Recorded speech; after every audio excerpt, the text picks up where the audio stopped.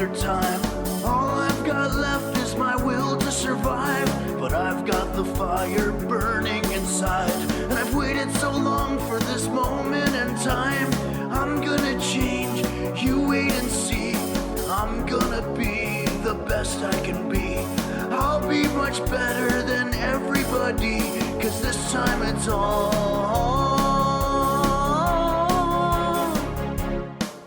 about me.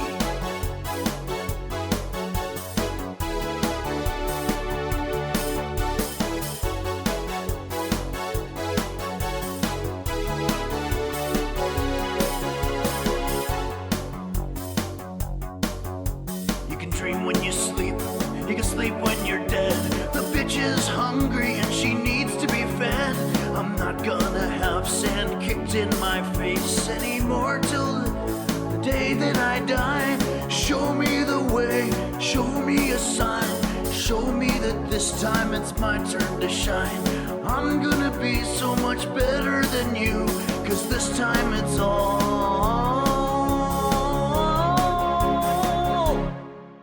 about me. About me, it's all about me. Not you, it's all about me. Fuck you, 'cause it's all about me.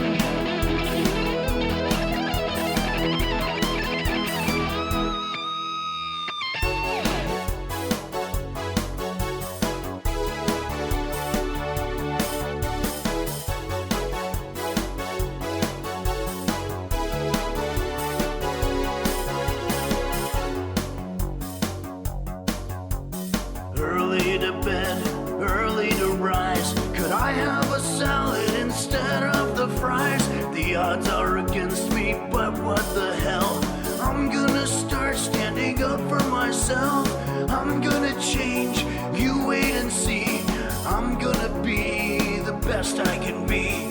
I'll be much better than everybody, 'cause this time it's all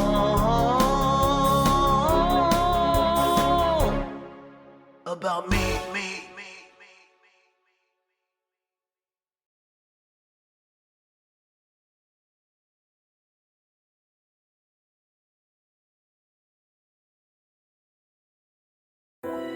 God help me. God help me. Please don't hurt me. Don't desert me. God save me. Don't forsake me. Oh, God. God save me from the life you gave me. Please, God, heal me from the hands you deal me. God, mend me from the pain you send me. Oh, God. God, help me. God, help me. Please redeem me. Don't redeem me.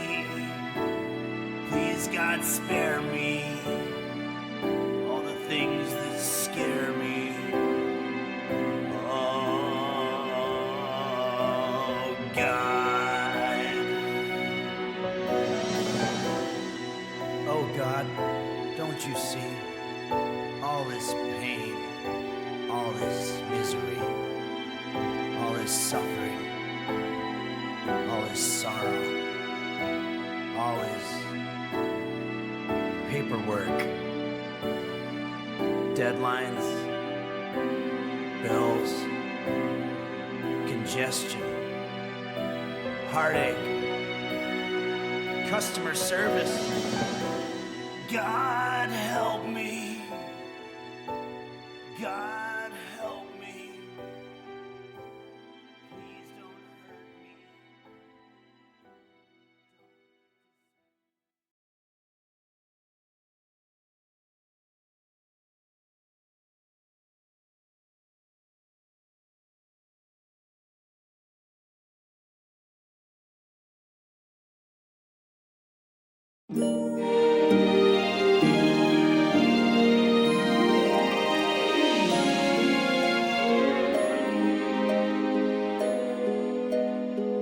She is the whore of Sausalito. She knows just how to ease your mind. But if you ask her if she loves you, she'll just smile and bat her eyes. For the whore of Sausalito never lies. She says she hails from Pasadena, and all the sailors know her name. And if you mention Palos Verdes, she will smack you like a mule. And if you hail from San Jose, she'll do the same. She never has the time to say she's sorry. And all the sailors think that she's insane. But in a world where no one else will love me, Jesus Christ himself has shunned me. The whore of Sausalito heals my pain. Here we go. She was the whore of Sausalito, but that was many years ago. But if you listen very close, you'll hear her crying in the breeze. For the whore of Sausalito's never free. 'Cause the whore of Sausalito lives in me.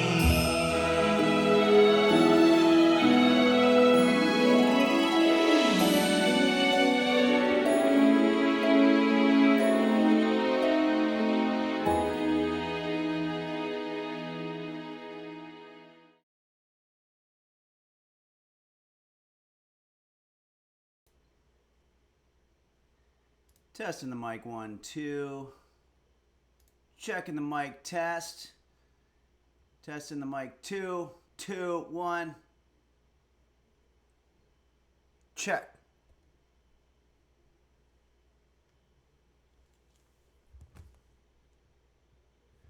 Checking the mic 1, 2. Test, test, test. Check, check, check.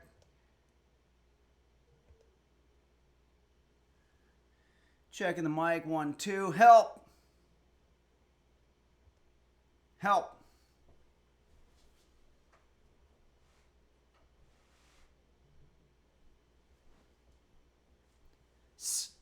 Someone. Help. Someone. Someone. Someone. Someone. Someone. Help. Help me. Check. 1, 2. 2.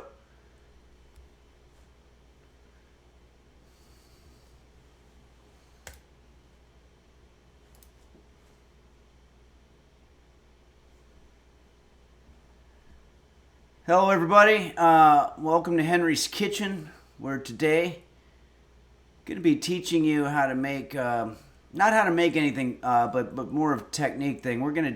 I found a YouTube video that's got 5 cuts that every chef should know. And I knew what they all were. They all have fancy French names. I remember them from back when I was in cooking school. By cooking school, of course, I mean YouTube. During the throes of a great crippling depression that I was having as a result of a breakup. I was drinking a lot back in those days. And not just back in those days.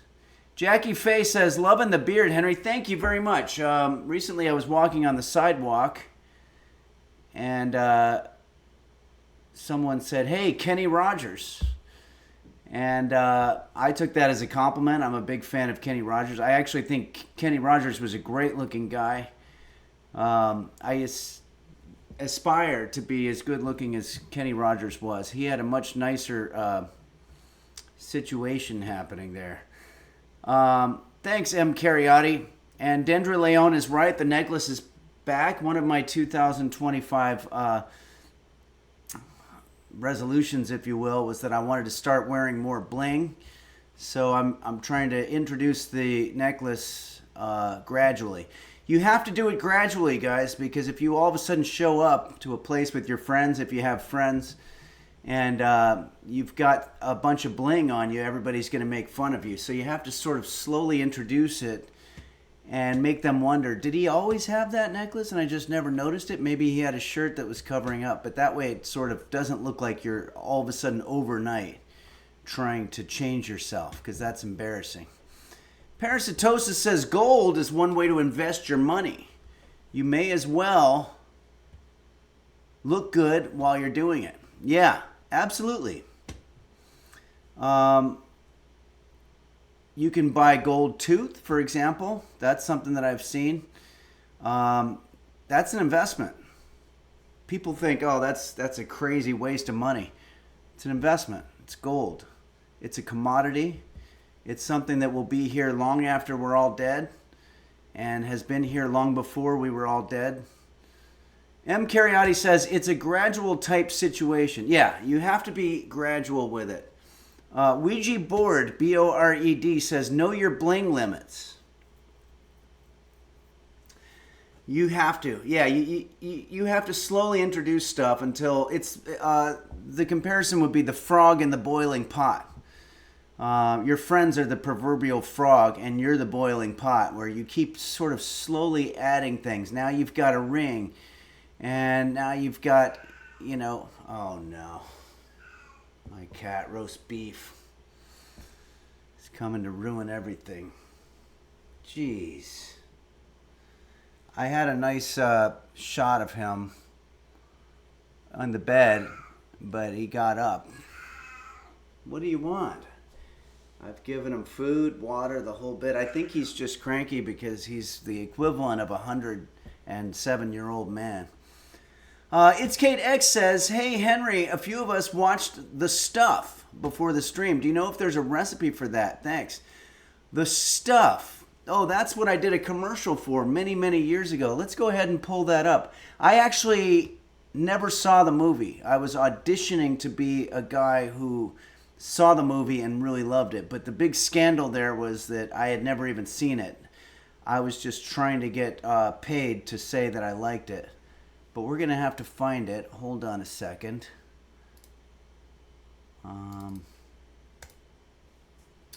Just so everybody knows what we're talking about here.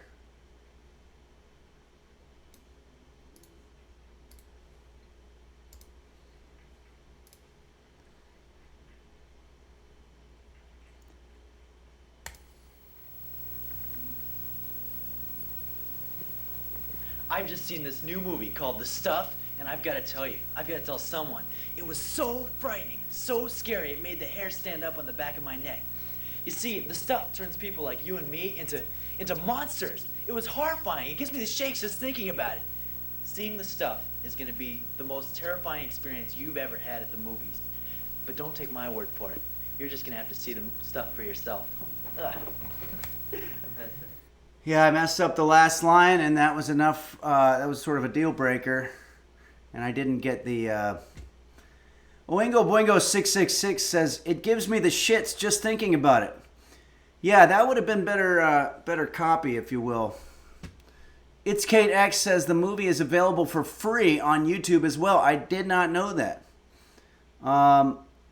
that's what happens to movies. YouTube is where movies go to die.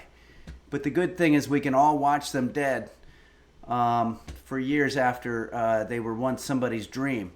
A good example is the movie Punching the Clown, which is also free on YouTube.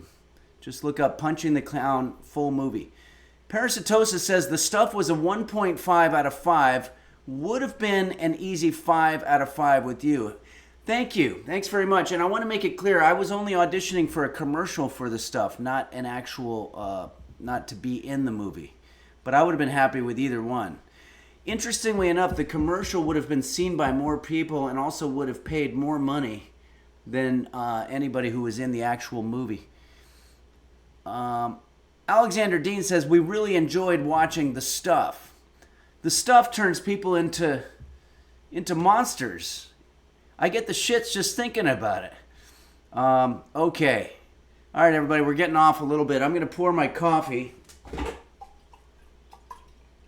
I want to thank Pug Lady 2600 for this background. Thanks for showing us a little bit of that North American or American southwestern portion of the United States. Fine cuisine, things like sopapillas and burritos, as well as a lot of fine adobe type structures. The southwestern color palette as well is very beautiful. New Mexico, Arizona, parts of California, and then it turns a little bit into more, when you get to the West Coast, it turns more to the coastal region. Wumdinger says, can you read the alerts, Mr. Henry? I can, and sometimes I'm a little bit remiss, but let me go for it right now. I'm going to read off our alerts for the day in chronological order. We've got a lot of them. Jackie Faye, thanks for subscribing, says, so glad I'm able to be part of this community to many more years. Thanks, Jackie Faye, and I think that the emphasis should be on the word community. I appreciate that. We have a wonderful community here. Borsenven resubscribed for 28 months at the tier 3 level. 28 months of pure love. Thanks, Borsenven, for that wonderful message of hope and for your subscription. And Alexander Dean resubscribed. Link's Deity simply says, sounds like Link's Deity is having a satisfying morning. Link's Deity gifted a tier 1 sub to Dinner with Mom. Very fun sentence to say. Aaron Ele has resubscribed for 6 months and says, thank you for being in our lives. Thank you, Aaron Ele. I appreciate the subscription and the support. Dendra Leon gifted a tier 1 sub to Ekunks. That's pretty awesome. And Fat Honger has resubscribed for 30 months. Thanks, Fat Honger. We've been enjoying your musical contributions, your suggestions. Samurai Shane has resubscribed. Thanks, Samurai Shane. Wumdingers resubscribed for 12 months and says, Henry, it's my sub-anniversary birthday and my real birthday was on Friday. Could you do a little jingle? Yes, we will. Thanks, Wumdingers. And Norel Borel gifted a tier 1 sub to Muffin War. Ursula resubscribed for 29 months and says, I hope you, Boof, and everybody are doing well today. Thanks for being you and for bringing us some joy. Thanks, Ursula. Thank you very much. And we have a song that's relevant to what you just said. Norel Borel has resubscribed. Thank you, Norel Borel. Great to meet you in Naperville. Jose frickin' Perez resubscribed for 29 months and says, Yo, Henry, sorry for my poor attendance lately. Hope I'm still considered a user. Yes, you are an old school user. Thank you, Jose frickin' Perez. You go back to the pre-Twitch platforms. Thank you very much for being a user for all these years. And Anonymous gifted a tier 1 sub to The Stuff. That's interesting. There's someone named The Stuff. And John of the Shred, our buddy John of the Shred, who I've done voiceover collaborations with, that I was looking in the chat and some people have been watching. John of the Shred has resubscribed for 7 months. Best usernames on Twitch. All get down on this stream. You're absolutely right, and John of the Shred is no exception when it comes to awesome usernames. And John of the Shred, is it... I want to make sure that all the users know where they can watch our collaborations. Maybe if you could send them to It's Kate or put them in the chat area. Because it's really, really cool stuff. Scuba Steve 361 has resubscribed for 10 months. Yo, dog. I heard you like the stuff, so we got you some stuff with stuff inside of the stuff on top of the stuff. I'm happy to hear that. My cat, it sounds like he's screaming in pain. I want everybody to know I am a good cat owner. The way that he's screaming, okay, right now, you would think that he's got like some kind of, he's got his paw in a vice or something, and I'm doing some kind of evil torturing thing. But all he's trying to do is find a comfy spot on my bed, which is supposed to be off limits, but that's really the only way I can get him to shut up. Here, I'll adjust the camera a little bit here.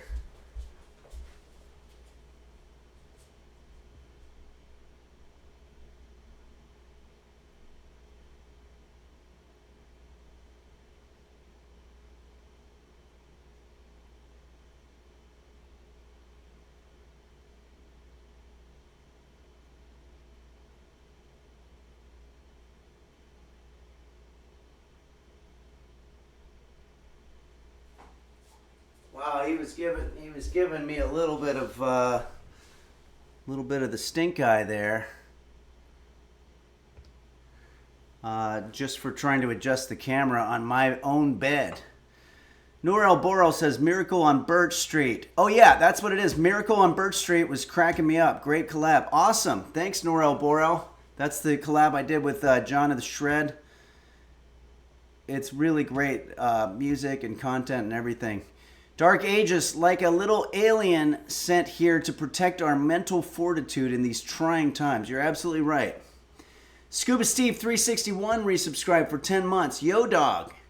I heard you like the stuff. Oh, we already did that. Okay, so well, let's get moving here a little bit.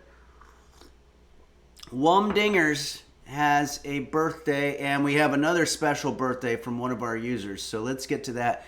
Right now, I want to thank Pug Lady for sending us this picture of Phoenix. And I think there was another one. This is the Phoenix Mountain Preserve. Presumably in Phoenix. So very similar.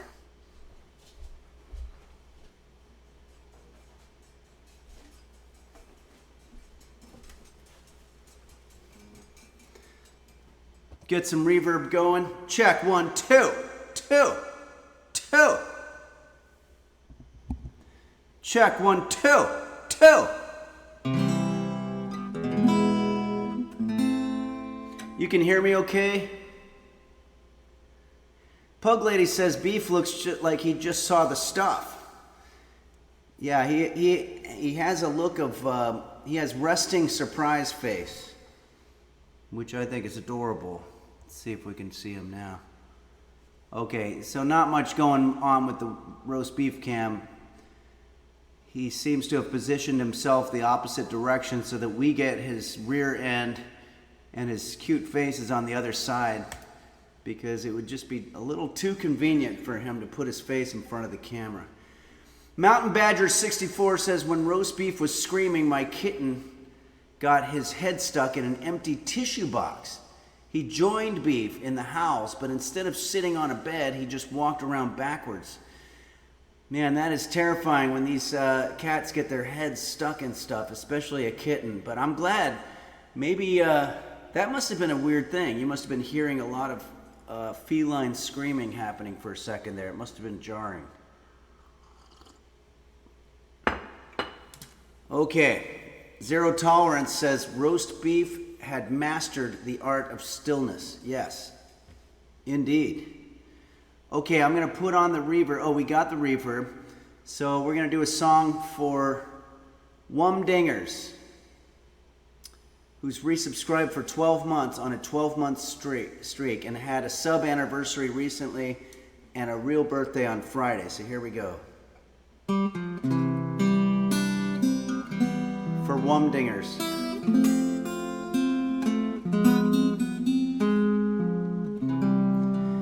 It's nobody's birthday, No need for candles on the cake. It's nobody's birthday. It was all just some big mistake. It's nobody's birthday. No need for party hats and those noise-making thingamajingers. 'Cause it's nobody's birthday but Wumdingers. Happy birthday, Wumdingers. Thank you for that. And let's go. If you do have a birthday, please try to make it something that's easy to come up with a rhyme with. Computer, volume 10. Computer, what rhymes with Wumdingers? Sorry, I don't have an answer for that. See, even a fast computer doesn't know the answer to what rhymes with Wumdingers. Parasitosis says ladyfingers. Yeah, but then you have to get the hard G. Or is it a soft G? John of the Shred says even Skynet is stumped. Yeah, it's really very difficult, and my brain works very slowly. So just try to have a name that's easy to rhyme with, if you can. If it's too late, you've already been named, then don't worry about it. Okay. Yeah, all these linger. You still have that. Well, is Wumdinger? Do you pronounce the G or? There's 3 G's. There's the J sound. There's G, but there's also the Ñ, which I thought what Wumdingers was. Okay, we have another birthday. As you all know, we have a technical advisor here at Henry's Kitchen who came forward very early on to do to help us with some amazing stuff. Like, for example, every time that I go from one scene to another, it's got this incredible replication of the Henry's Kitchen videos. And I just think that's really cool. And that was done by Quanto. Quanto is our early technical advisor here in Henry's Kitchen. Taught me so much about how to operate things like OBS, and I feel very fortunate. So we're going to go ahead and do a birthday shout out to Quanto. And it's going to go a little something like this. Parasitosis says, what the fuck? Yellow carrots. Yeah, no, I don't want to bury the lead on this. We will be getting to cutting vegetables, and you're right, those carrots, I think it means they're not ripe yet, but that's okay. We could still demonstrate cutting technique with them. So here we go to Quanto.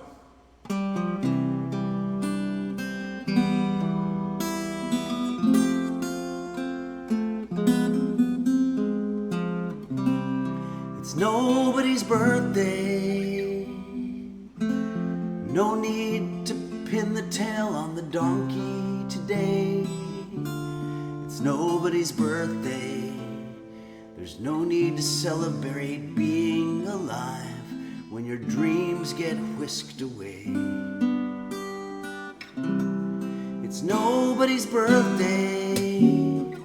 So put away those party hats and noise-making thingamajingers pronto, 'cause it's nobody's birthday but Quanto. I probably could have done a better rhyme on that one. I had a lot of words in there, but if you like what I'm doing there, where I can just rattle off a rhyme on the spur of the moment to a musical song, then I suggest that you go check out the Twitch channel, Bill Larkin Music, all one word. He improvises songs right on the spot, and I've seen a lot of people do it. I'm going to go on a limb and say that I think Bill is the best out of it. And I've seen people do it very well. Bill Larkin Music, all one word. It's incredible. This is not that. Okay, let's go ahead now and do one of our song requests, shall we? So thanks again, Pug Lady, for sending us these pics from beautiful Phoenix. What do we got here? We've got one from, this is Lame ZZ. sends us one. Lame underscores ZZ and says, this is the Rome Colosseum. This is incredible, the Colosseum, and it says, ignore the water bottle. Yeah, you know, so everything becomes a little bit touristy after a while, even the Rome Colosseum, and it is a little bit of an eyesore that there's a plastic water bottle there. Plastic, of course, being the substance that never burns. It just never decomposes or anything. So there's apparently a island the size of the state of Texas just floating around in the Atlantic Ocean, made out of all of the plastic bottles and shit that we've discarded. And I don't know what's going to happen. They'll try to burn it, but then it just turns into another form of it. So it is a little bit of an eyesore. And by the way, I want to say to lame underscore ZZ, you say ignore the water bottle. You really can't, because it's in the foreground. I'm trying to ignore the water bottle, but it's really upstaging, if you will, the Roman Colosseum. I would say next time position the water bottle behind the Colosseum, and that way we won't see it and be distracted by it. But it is impossible to ignore.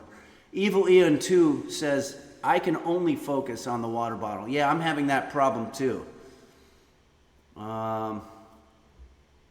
Fondue Yourself, was his birthday song to you improv? Oh yeah, absolutely. Fondue Yourself. Bill Larkin Music did an incredible birthday song to us that was in the vein of a Jose Suicidio song, and it was complete improv. I understand the trick to doing that is to have a really talented brain. Okay, so let's go ahead now and do one of our song requests. We can use this background, but it's going to be difficult for us to not look at the water bottle. So that's going to be a problem. So just try not to look at the water bottle for this. This is a song requested to us by Mochi's Nirvana, and I think we need a little bit of what the topic of this song is, and that's joy. This song is called Joy to the World. Find joy any way you want. I don't recommend finding it in cooking, because cooking is a tortuous, terrible thing to try to do, and it ruins lives. But maybe bowling, you know? Try to find something that gives you joy. Dark Ages says, which technology is more impressive, the ancient Greeks constructing the Colosseum or modern people making plastic bottles? Fascinating. I think they're both very impressive. And look, we needed plastic for a very, very long time. It wasn't until maybe 100 years in that we started realizing, wait a second, we're starting to rack up a lot of fucking plastic. Is there a way we can reuse the ones that we've done and all this other stuff? But nobody wants to go back. It's like you can't put the toothpaste back in the tube, I think is what they say. 101 Dominations. A friend of mine told me he goes to a website to get his joy. Okay, well, anything that, you know, if surfing the web gives you joy, then that's okay also. Vanguard Depopulation Program says we still need plastic straws. Yeah, absolutely. We have to have those plastic straws because it really is impossible to drink a fluid without some kind of straw.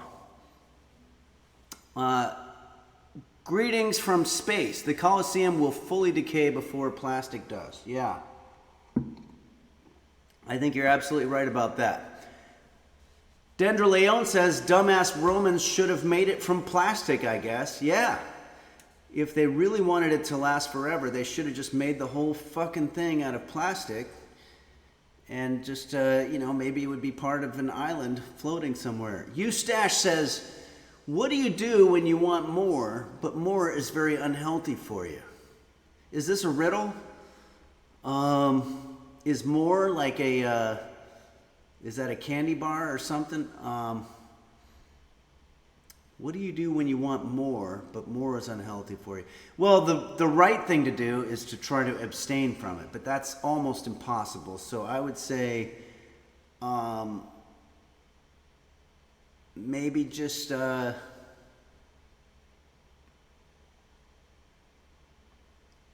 don't know. That you've stumped me on that one. Let's see if the chat has anything. Parasitosa says, I just throw up my food to make more room. Yeah, but I don't think he was talking about food specifically. He was just talking about anything. He could have been talking about an unhealthy relationship, in which case I would say delete their number from your phone. That helps. Okay, everybody, here you go. This is a song that was requested to us by Mochi, by the great Three Dog Night. I don't know who wrote it though. Computer, who wrote the song Joy to the World by Three Dog Night? The songwriter of the song Joy to the World by Three Dog Night is Hoyt Axton. Hoyt Axton. Oh wait, his name has come up here before, and I don't remember. Oh, Hoyt Axton, that's the guy who played the dad in the movie Gremlins. Computer, who played the dad in Gremlins? From Fangoria.com. In Gremlins, the Peltzer family Christmas is upended by the introduction of an adorable new pet when Father Randall, Hoyt Axton, is unceremoniously sold. Okay, computer, stop. That was a long-winded answer, but so Hoyt Axton, if you don't know, is the dad on Gremlins. I love that when you have a Renaissance man. He not only wrote a hit song, but he's also an actor, and he was very good. He played that sort of dad that we all wish we had. He was a salesperson, but he had heart, and he was trying to do the right thing. And you notice he told his son about the 3 rules, and then he went on a work trip. So he really had nothing to do with the bad stuff that happened in Gremlins, but he took responsibility for it nonetheless, or he took accountability for it at the end when he was being chastised by the man who gave him the gremlin or whatever. Game Master Flash, his wife in the movie was a badass. Oh yeah, that scene in the kitchen was fantastic. I just saw it again recently, that's why it's fresh on my mind. Okay.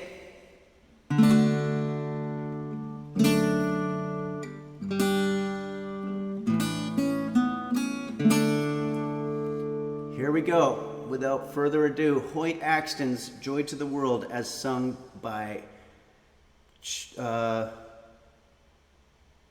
it Chuck Negron is the singer, and the rest of the guys from Three Dog Night. Here we go.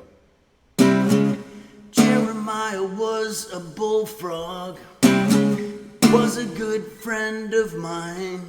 I never understood a fucking word he said, but he helped drink his wine, and he always had some mighty fine wine, singing joy to the world, all the boys and girls.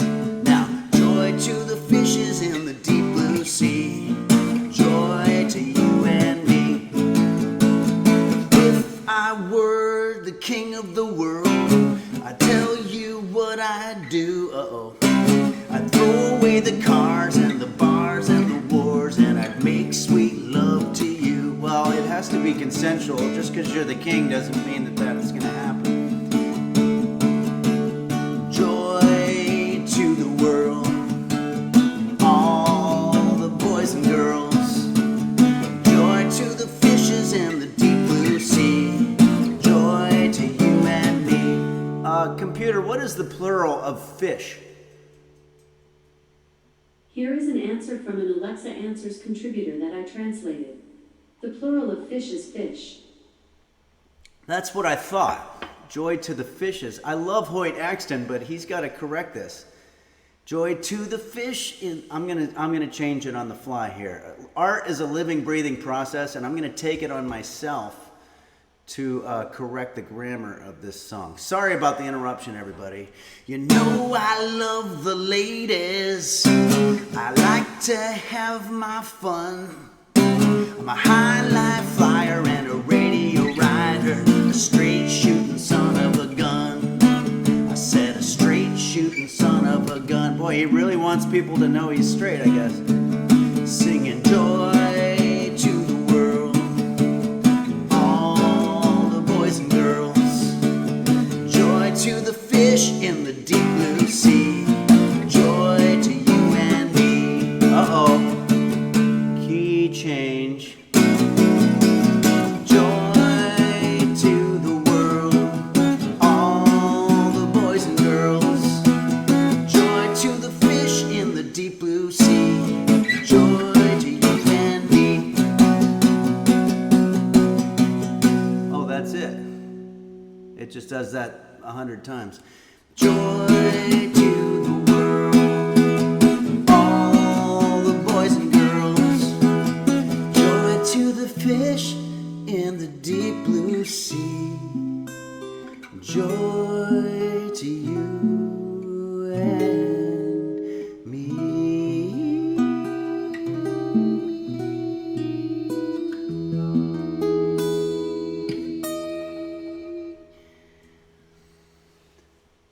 Jose frickin' Perez, think I might have to give this joy thing a try. We all should. Fondue Yourself says, Henry's commentary on the songs he covers are always the best. Never fail to improve the song. Thank you. We corrected the grammar on there. We also called out a couple of things. What was that whole verse? Was him just going, by the way, I like the ladies. I am straight. I am a straight shooting son of a gun. I just think it's kind of odd. Nobody asked or nobody questioned it. It just sort of like all of a sudden something that he really wanted to get out there. Alexander Dean says, Hoyt Axton was grammatically correct when he said fishes. Okay, why is that? I think that the plural of fish is fish. Let's try to get to the bottom of this, because I'm not saying I'm right, and computer is definitely known to be wrong many times. Dark Ages says, is there a line to clarify that they mean many fish and not just one? No, they do. The fish. Oh, I see what you're saying. If you just make it, if you make it so that you use their pluralized version, but you don't distinguish whether you're using plural or multiple, you're going to have confusion. Well, that's the thing. The goal of any language is to be able to convey things with as much fidelity to the meaning that you're trying to convey as possible. And sometimes it fails.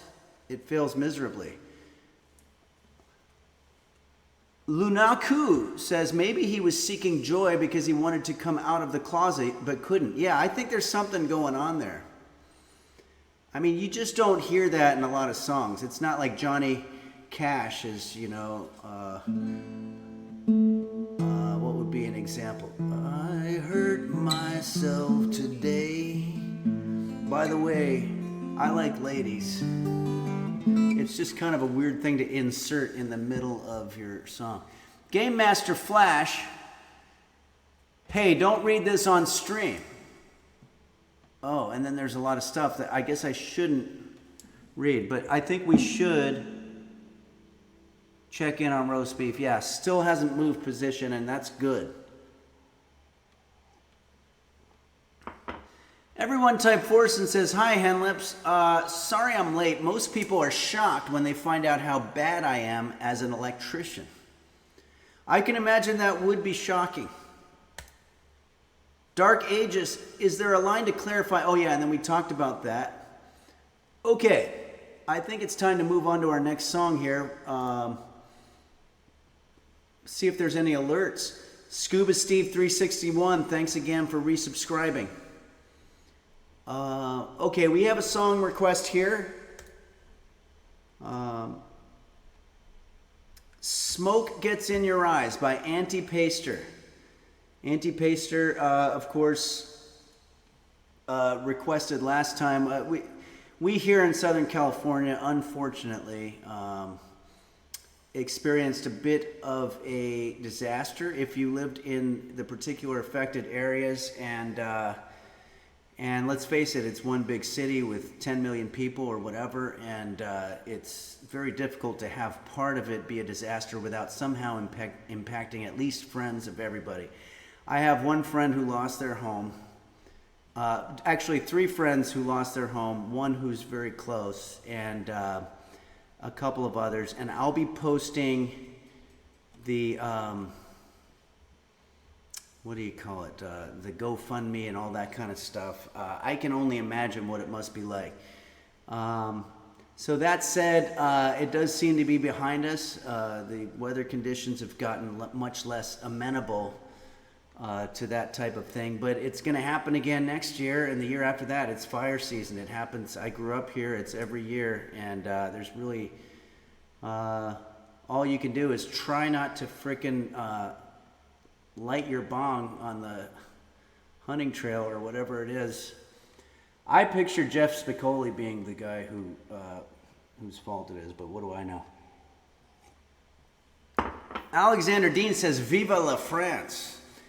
That's a great way to change the subject, but I agree. I agree wholeheartedly. Borsenvin says funding for firefighting service. Yeah, well, it's overall pretty well funded, I believe. Dendra Leon says, "Toke at home, everybody." Yeah. Boner of a Lonely Fart says, "That's why they say edibles are healthier." Yeah, absolutely. But I talked to some of my old school pot friends, and they said it's just not the same as sparking the bowl or the fire. All right, everybody, I don't know much about marijuana culture. I'm still one of those people that calls it a joint pot cigarette. Okay, it's time now for us to do another song. This is a song by Anti-Paster. It's an absolutely beautiful song.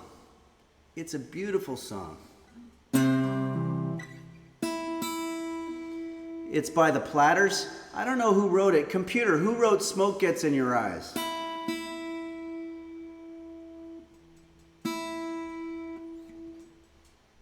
Computer, who wrote "Smoke Gets in Your Eyes"? The song "Smoke Gets in Your Eyes" was written by Jerome Kern and Otto Harbach, who wrote the music and lyrics respectively. Eartha Kitt, a singer, also recorded a version of the song. Okay, so it wasn't anybody that I was familiar with.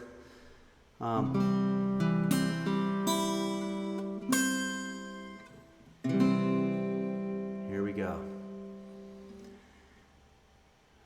Let's change the background for this. Thanks again very much to lame_ZZ for that awesome picture of the water bottle with something in the background.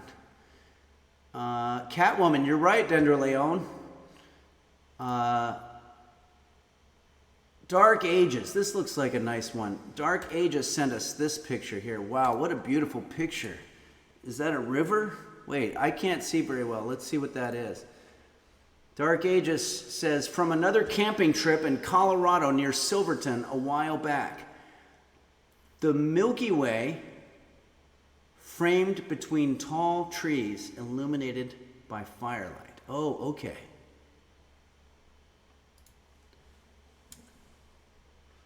Wow, that is very beautiful. The Milky Way framed by trees. That's very nice. We're going to use this as a background for this song. So this song is about when a lovely flame dies, meaning using flame as a metaphor for this sort of shattering recognition of the false sentimentality that occasions idealistic love, and putting it sort of like as a flame that gets doused when the love dies and smoke gets in your eyes. But it's also a little bit relevant. I assume that Annie Paster was probably requesting songs that had fire theme because of what we're going through here, and to sort of pay tribute and to think about it.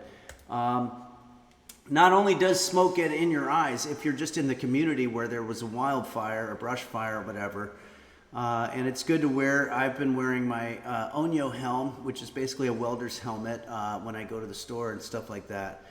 But also they say breathing.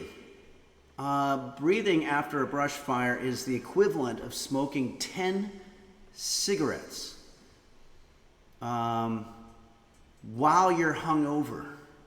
So it's the equivalent of having 10 cigarettes during a hangover in some shithole town where you're waiting for eggs and the waitress has been gone for an hour. And when you add the wind chill, you're cold too. So it's just a very, very miserable experience. And I've been there. I've done all of those things. Okay, let's go ahead. Greetings from Space brings up a good point and says it's not as cool as smoking cigarettes, though. Yeah, you're absolutely right. Smoking 10 cigarettes would at least be kind of like you have that cool sort of a, look to you, like you're smokers, a cool look because it means you don't give a shit about stuff. But just walking around breathing it's not cool. That's why I wear my Onyo helm. Oh, Parasitosis has a PSA here. Don't forget the users who live in the Midwest, and I won't. Check in on your family the next few days. Temperatures are going to be in the single digits or lower. Man, that's cold. Make sure you have backup heat options. Yeah. Boy, some of the coldest I've ever been, I could tell you. Minneapolis, Minnesota, one January, right about this time, it was -9 degrees. And that was insane. Similar in Iowa. And then you add the wind chill from the Mississippi River. Also Montreal. I remember being very cold there. Cold is no joke. And there's always some elderly people that die because they're too scared to turn on their heat because they think that it uses energy or something like that. It probably goes back to a time when heat was much more expensive, but it's your life. I don't want people to die because they're trying to save a few bucks on utilities.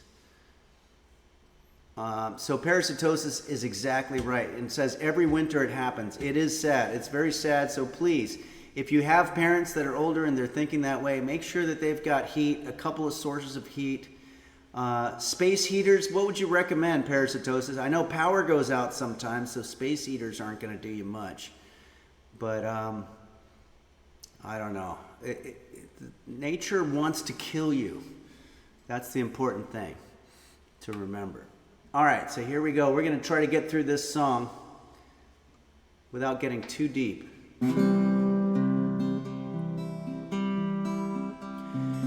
They asked me how I knew my true love was true. Oh,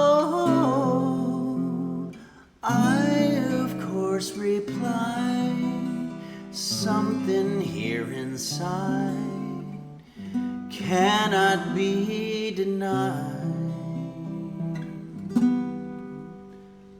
Next verse.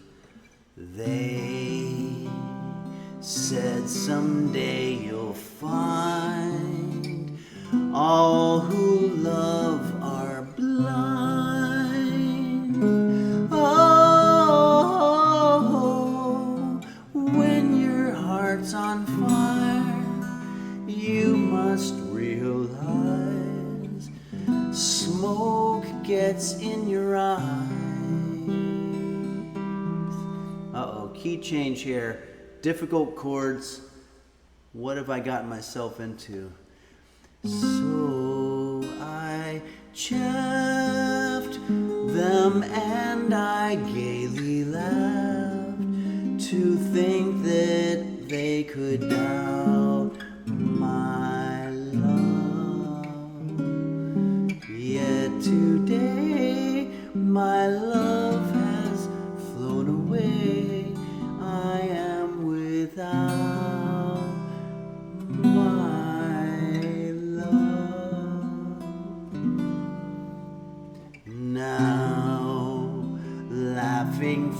words deride, tears I cannot hide. Oh, when so I smile and say, when a lovely flame dies, smoke gets in your eyes.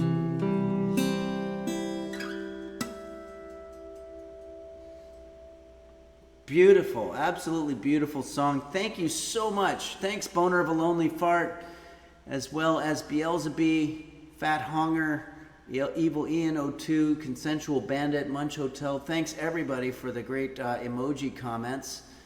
Dark Ages says, I'm not crying. It's just the smoke in your eyes. Yeah, but it's that thing where you're protesting, kind of like Hoyt Axton, professing his sexual orientation in the middle of a pretty good pop song. John of the Shred says, I am crying. It's okay to be honest. Munch Hotel says, Henry, what are your top emojis? The ones for the channel, you mean? I love the roast beef ones. I like the one with me crying. That was when I was eating onions, but you know, you can imagine it's anything. Lacey T says, I can confirm he's crying. There's no smoke in our home. Yeah. Well, you gave him away. Okay, everybody. Well, we're getting to that point here, so I'm going to put the guitar down. We do have some cooking to do, and we're going to get back into our game.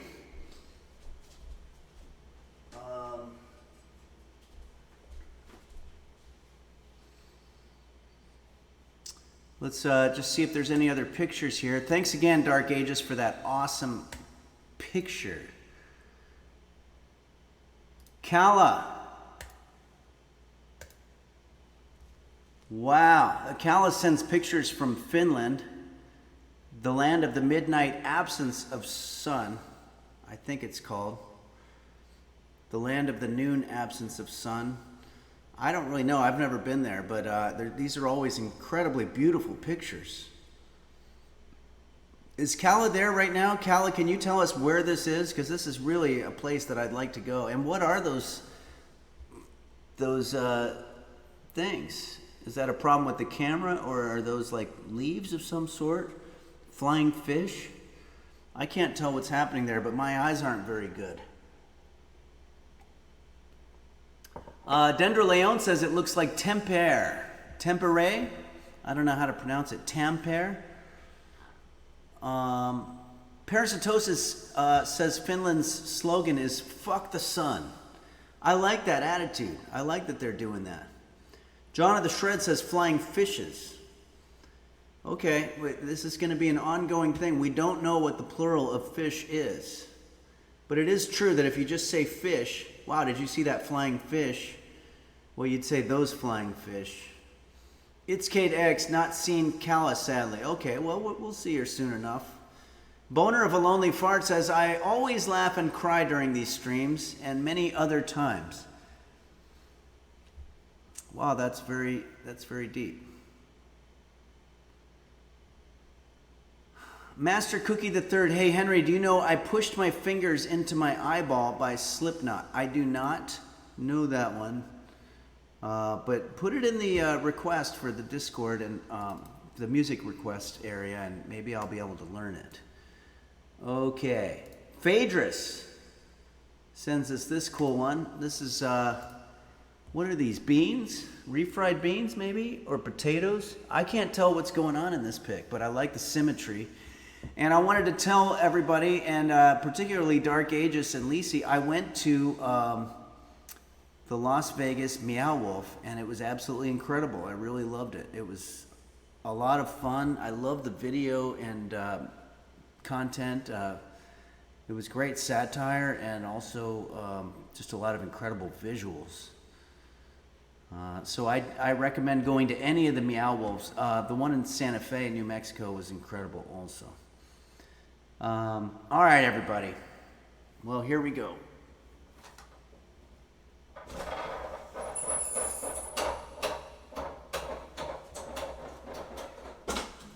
You're absolutely right. We have a message here from Goosebag. Did you know that the light from the moon takes 1.2 seconds to get to your eyes? Anyways, bison. Yep. I heard the code on bison, and we've just taken care of it. 1.2 seconds. So how many light years would that be then? If it were 1 light year away, then it would take 1 year to get from the moon to here. But instead it takes 1 second. That's an incredibly small distance away compared to a light year.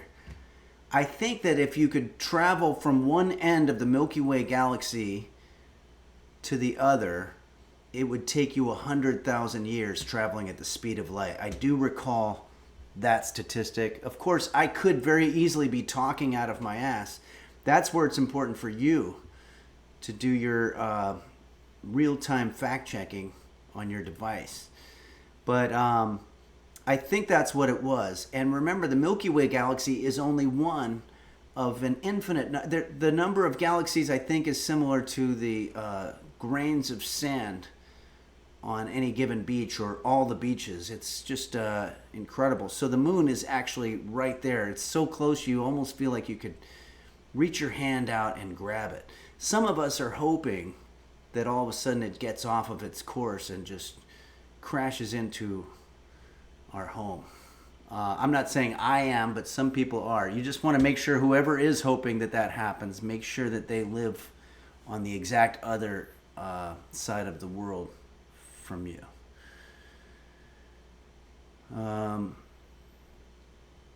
Jerfy says, did you see the egg video? Are you talking about Meow Wolf? Or just an egg video in general? Lacey T, thinking about how vast space is gives me anxiety sometimes. Yeah, but in a way, Jerfy says there's an egg UFO. I would like to see that. That sounds interesting.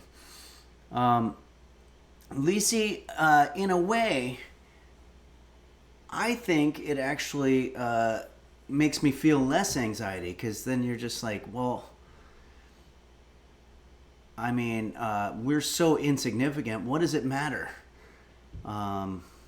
Anything that happens, really. Boner of a lonely fart. Oh, I'm just a leaf on a windy day. That's exactly what we all are. John of the Shred says, Omega Mart. Yeah, you have no idea what's in store for you. Oh, yeah. Omega Mart. That was the name of the supermarket at Meow Wolf. And then you go into the back, and it's pretty incredible. I want to go back. And I want to go back in a state of inebriation. I hope that's not wrong. Wild Irish Ninja says, fun fact, there are more molecules in a glass of water than there are stars in our entire solar system. Wow, let me think about that. There's more molecules in a glass of water than there are stars in our entire solar. Wow, that's incredible. So it's not just macro, it's micro also, and quantum physics or whatever. Dendra Leon says, I find the vastness of the universe freeing. Yeah, me too. And the vastness of time. Computer, how old is the universe? Based on the oldest objects in the universe and how fast it's expanding, scientists estimate the universe is about 13.8 billion years old. 13.8 billion years old. And we think that our little 100 years is going to make a difference to anybody.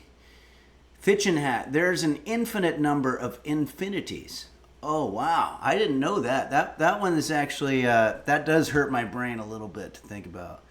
Parasitosis says there's more eggs in a tapeworm than there are stars in the sky. Wow. This is all blowing my mind, and unfortunately we have to show a commercial only to the people who aren't subscribers, though. So if you're a non-subscriber, you're going to see an ad. This is a great time to get up, go to the bathroom. Also, get your knife. Get your red cutting glove. Get your matches. Get your tape measure. You're going to need all of these things for the lesson that we're going to be doing today. And what the fuck? Beelzeby just gifted 5 tier 1 subs. Incredible, Beelzeby. Thank you so much. Thanks so much for doing that and for helping us continue these streams. We've been doing it, I think, more than 2 years at this point, and it's been just an incredible time. And Beelzeby, you are a big part of that, so I really appreciate that. Shouting Tom says, knifey pages, time to get your knives and your fishes. Yep, that's exactly true. Thanks again, Beelzeby. And then, wow, it looks like Lacey T gifted a tier 1 sub to Naked Emergency. Naked Emergency, that's an emergency that is just right there. A bare emergency. Thank you very much. And Mountain Badger 64 resubscribed and says, speaking of John of the Shred, will we be learning to shred move in the kitchen today? Yeah, we're going to be learning the 5 techniques that every chef must know. And I found this in a YouTube video. I, of course, already know it, but I'll be showing it to you. Jose Frickin' Perez says, Bill Cosby is in the chat. Amazing. I love when celebrities join us. Poop27 has resubscribed for 30 months. Thanks, Poop27. Wild Irish Ninja has subscribed. And Morgue Pie has resubscribed. Thank you so much, Morgue Pie. Voodoo 2, when cooking lasagna, does it matter if I add the pasta sheets or not? No. Given the fact that the universe is 13 billion years ago, and even if it were possible to travel at the speed of light, it would still take you 100,000 years to get from one end of the Milky Way galaxy to the other. And remembering that the Milky Way galaxy is only one out of an infinite number of galaxies, and as Phaedrus said, there are infinite number of infinities. I would say it really doesn't matter one bit what the fuck you do, especially if it's pasta sheets or not. Monch Hotel says, then how do we know Star Wars happened for sure? Well, it was in a movie. That's the only thing that I could use to verify it. But not everything in a movie is always real. They have special effects and stuff. Let's check on roast beef here. A lot of people think that roast beef, that this is just pre-recorded footage that I took of him and that he actually died a year ago. But I'm keeping him in the stream so that I can get more views. But why would I take such an awful shot of roast beef and use this footage? Like, at least I would get cute footage if that was the whole point. But maybe I did that to add realism to it. So there's really no way to disprove a conspiracy theory. All you can do is use it for your own gain. Voodoo 2, if there are infinite galaxies, does that mean there may be nearly infinite roast beefs? Yeah, I think that's what it implies.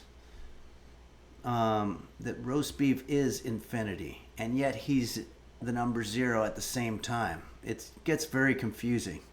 Okay, we need to do this. We fucked up. I didn't do the ad. I'm going to do it right now. Everybody chill out for a second here. Boom. Maybe what we'll do here is we'll just show a little bit of roast beef's first acting appearance so that I can go to the bathroom really quick. There you go. And don't forget, if you ever hit a wheelchair while you're driving, your first response should be anger, honking your horn, saying, who in the hell put this wheelchair here? Boner of a Lonely Fart says, I wonder if that stunt injured roast beef and that's why he's retired. Yeah, they did make, back in the early days of animal acting, very sadly, they made cats and dogs and other animals do their own stunts, which was an incredible violation of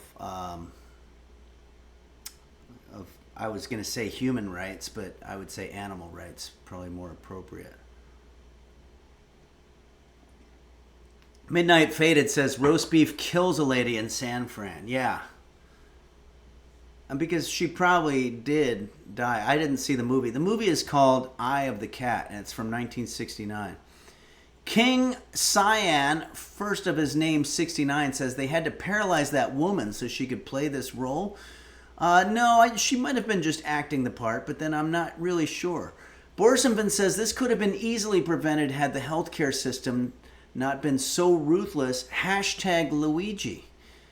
Yeah, all of this stuff ties together. Saguaro, ooh, I like how the guy saves her by throwing her down that landing on top of her. Yeah, and landing on top of her.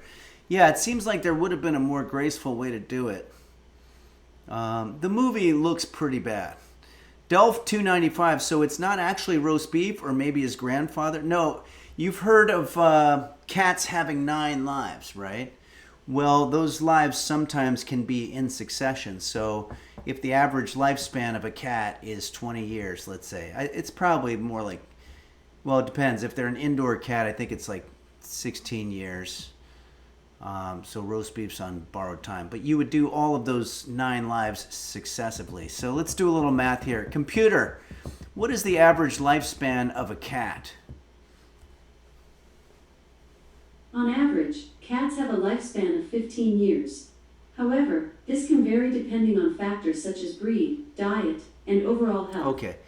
So, computer, what is 15 times 9? 15 times 9 is 135. Okay. So, if a cat lives 9 lives that are 15 years, that's going to be 135 actual years that they're alive. Now, in cat years, computer, what is 135 in cat years?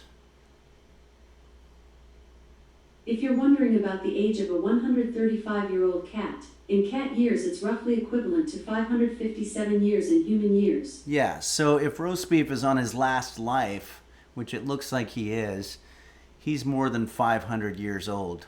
The equivalent of a human being that's more than 500 years old, which is very, very rare.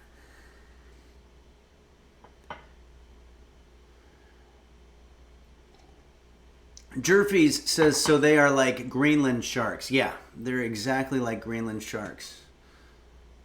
Pass me the glue says, holy shit. That's the correct response to say that. John of the Shred says, cats defy all laws of physics and biology. Yes, as we have seen in that clip. Okay, everybody. I don't want to do this any more than you do. But we have to. It's what we come here to do every Sunday. We have to cook. So I have a video. I'm going to be going along with the video. It's about cutting. So I'll show you what I have. I have a couple of, this is like a cucumber or a zucchini. I can never tell, but it doesn't matter. These are carrots that are, I guess they're not ripe yet or whatever. This is a little bit of cilantro. And this is some very rubbery celery. I won't be eating this because I think it died a long time ago. It's not supposed to be like this. Yeah, look at that. That's celery's not supposed to do that. But we're gonna just do knife technique today. I've got a sharp knife. I'm not stupid, so I'm gonna put on a glove. Well, I've got also, the glove might be not enough, so I actually have some chainmail here, not chainmail, that was gifted to me by you, the users, and I'm gonna put this on now. There's no way you can injure yourself with any knife if you're wearing chainmail. That's the whole reason that knights used to wear it. So, how does this work? I think it goes like that. And then I'm going to, just for protection, use this glove on the other side. Like so. So I'm all chainmailed out. And let's go to the video now.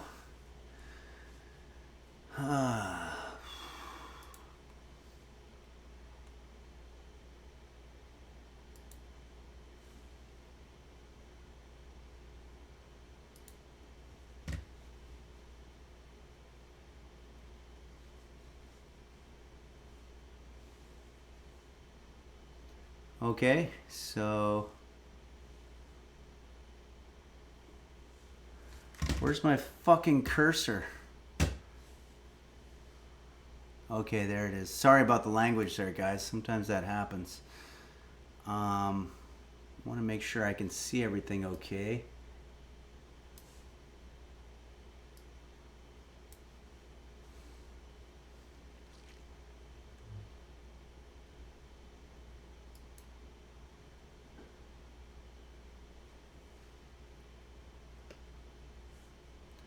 Okay, I think this is going to work.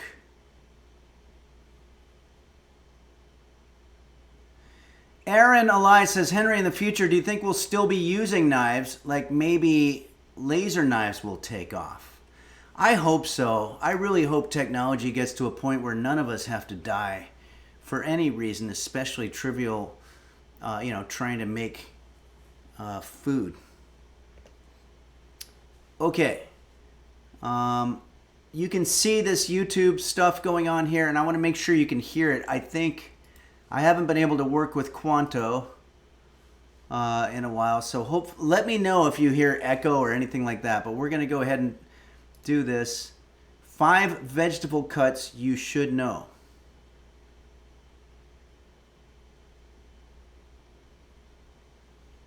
The top, why I cook with frozen vegetables, and you should too.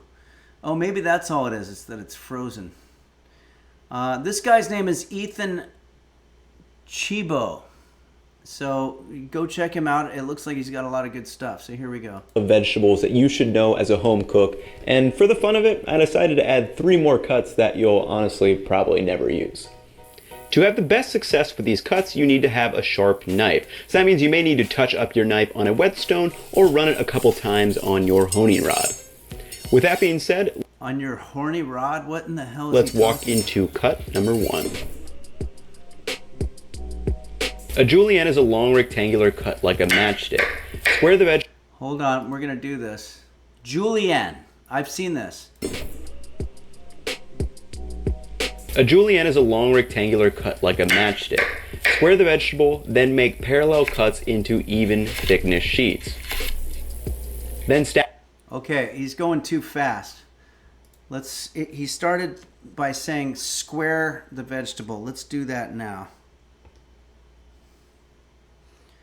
Square the vegetable. So let's just put all of this stuff that we're not using just yet on a side plate. I'm going to take our biggest carrot and we're going to square this. So by squaring it, I'm going to take the part of it that looks the most like it's going to be the easiest to work with. When you square something, you're actually losing a lot of it.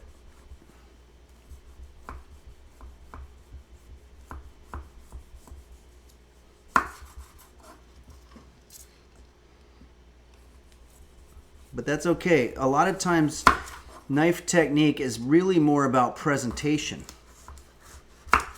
There are some chefs that are so good that'll cater a wedding or something like that, and the food is presented in such an awesome fine cut with julienne and ribbon technique and all this other stuff that you're halfway through the meal before you realize that what you're eating tastes like shit. Okay, so we have now squared this, and now we're gonna, I think he said something about go in sheets. Let's see. Square the vegetable, then make parallel cuts into even thickness sheets. Parallel cuts into even thickness sheets. So we are in it right now. Jose frickin' Perez says, remember to save all your vegetable scraps to make shitty vegetable stock. Ooh, that's a good idea. Okay, parallel sheets. I think we can do this.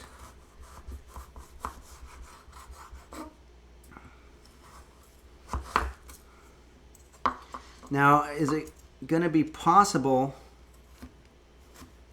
Do not do this without chainmail, please.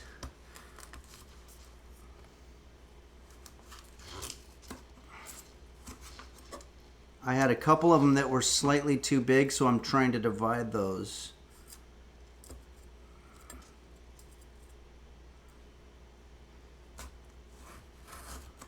Okay?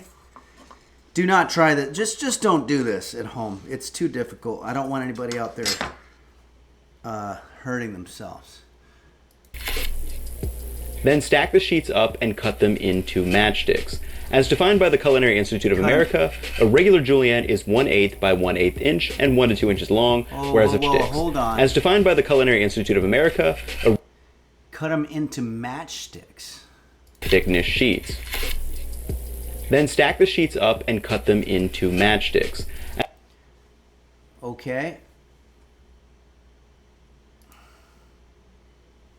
Stack them up.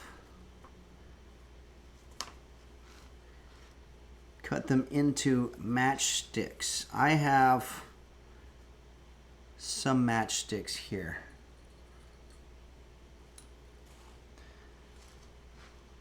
I see what they mean. So this is sort of a square.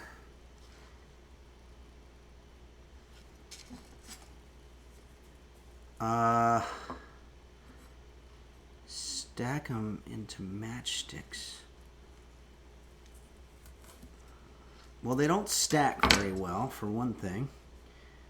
That's going to be problematic. I'm only going to do 4 of them for now.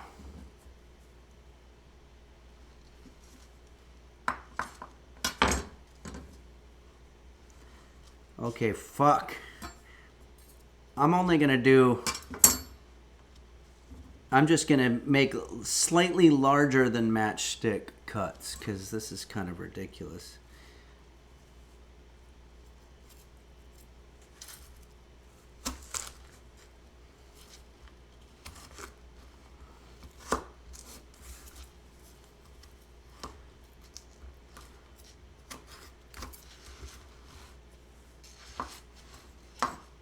Okay, so you just want to stack and then cut so that it resembles a matchstick. And after that, he's got some specific... Let's make sure our matchstick is not in the group, because you don't want to be serving a matchstick there, of course. Let's go back to the video. As defined by the Culinary Institute of America, a regular julienne is 1/8 by 1/8 inch and 1 to 2 inches long, whereas a fine julienne is 1/16 by 1/16.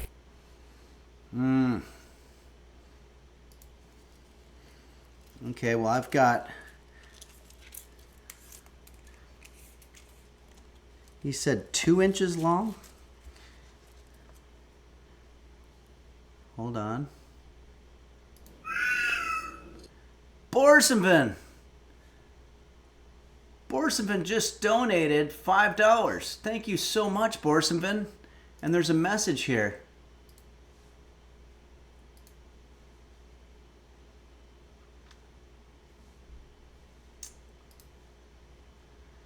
It says here, Julianne takes you down to her place near the river.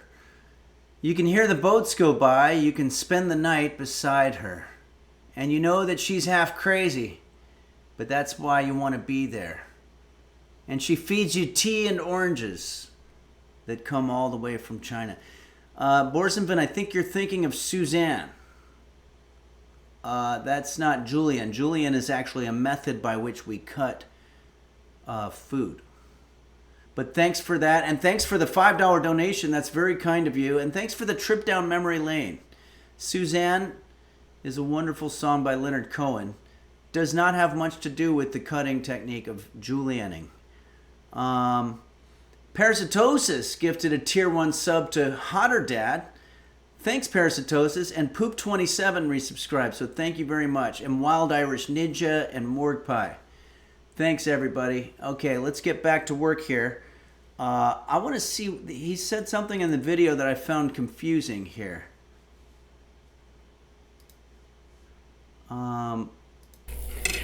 A regular julienne is 1/8 by 1/8 inch and 1 to 2 inches long. 1 to 2 inches long. Well, these are much longer. I mean, 2 inches is only half of these, so I'm gonna cut all these in half. And then 1/8 by 1/8 of an inch. I think we got that.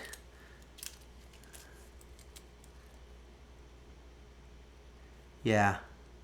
This is a good julienne. We ended up with one really good one. The rest of them are not so perfect, but that's okay. These are our julienne carrots. I think we did that. We're feeling good about it. And let's go on to the next type of thing that he's going to talk about here. Whereas a fine julienne is 1/16 by 1/16. This cut is great for uses in things like stir fries, salads, or coleslaws. Yeah, you could throw these in a wok. Brunoise. Brunoise is just a dice made from julienne. Like before, square the vegetable, then make parallel cuts into even thickness sheets. You're going to stack those sheets up, cut them into matchsticks for the julienne, and then to make the brunoise, all you have to do is cut crosswise at even thickness. A regular brunoise is 1/8 by 1/8 by 1/8 inch. The small nature of this cut works well for cooking things down quickly. You can use this for sauteing aromatics, or my favorite use is using the brunoise cucumbers for a tzatziki sauce. Did he say sauteing aromatics?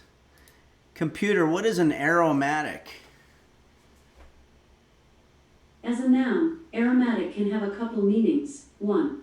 A plant, drug, or medicine yielding a fragrant aroma, as sage or certain spices and oils. 2. Aromatic compound, an organic compound that contains one or more benzene or equivalent heterocyclic rings. Many such compounds have an agreeable odor. Okay, I still don't know what aromatics are. Let's put our julienne carrot aside. That went well. Let's do next thing. We're going to use this. It's either a zucchini or a cucumber. I always get a little confused, but we're going to do basically the same method. I'm going to square it.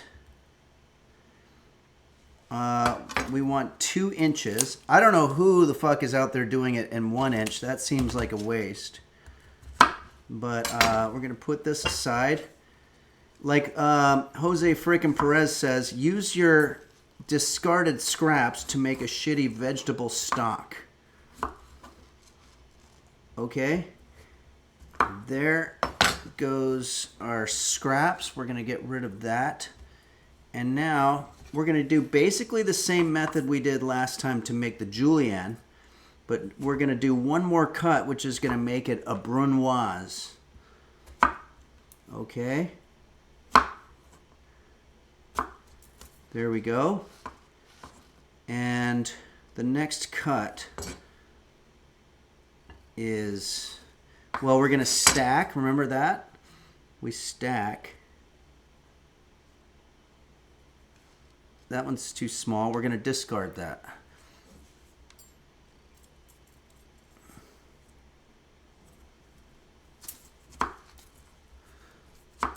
The stacking is proving to be problematic, but that's okay. Okay, and then the next thing, to make it a brunoise, we're going to cut it one more time across this way. Still stacked.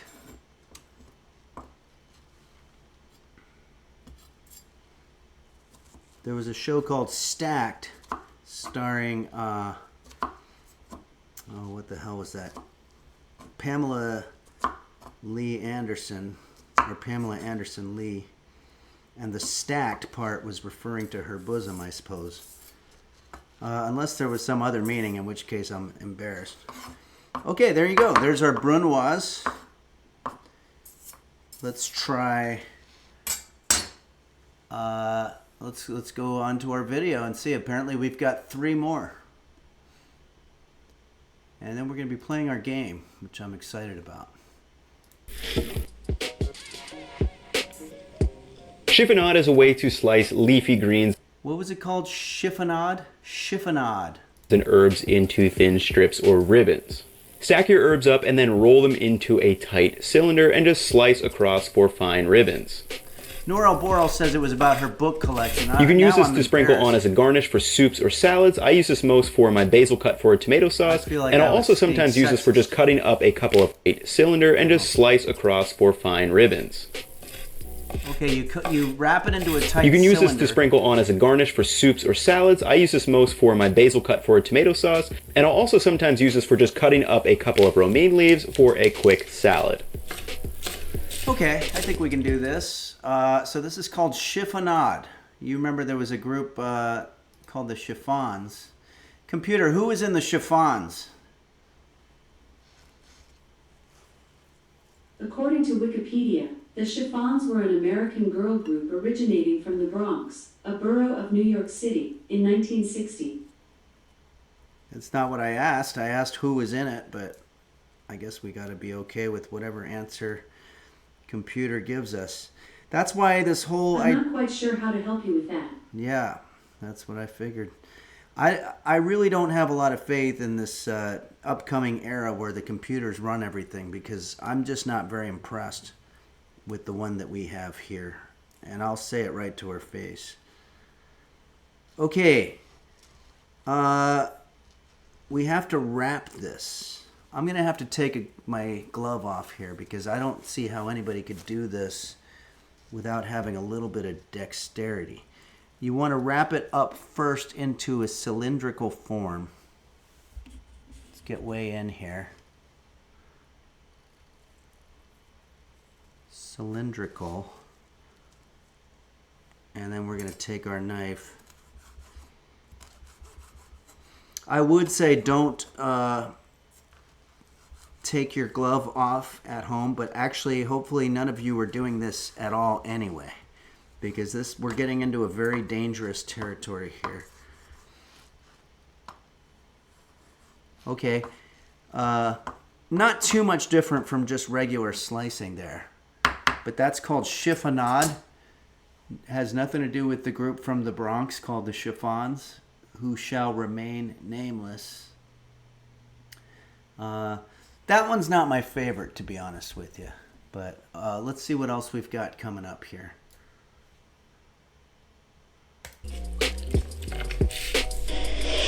Bias. We all know bias, right? Confirmation bias, I'm sure you've heard about. News articles that have a bias one direction or another, I'm sure you're all familiar. A bias cut is just a diagonal slice across a vegetable. Hold your knife at the desired angle and then slice across as normal. This cut opens more surface area of the vegetable, so it is often used for things like grilled or stir-fried vegetables. Didn't we already say we were using something for stir fry? Okay, let's not move on just yet. Okay, so now we're going to start working with biases. I want to just check in here on some of our alerts. Dendra Leon says this is going to be a weird salsa.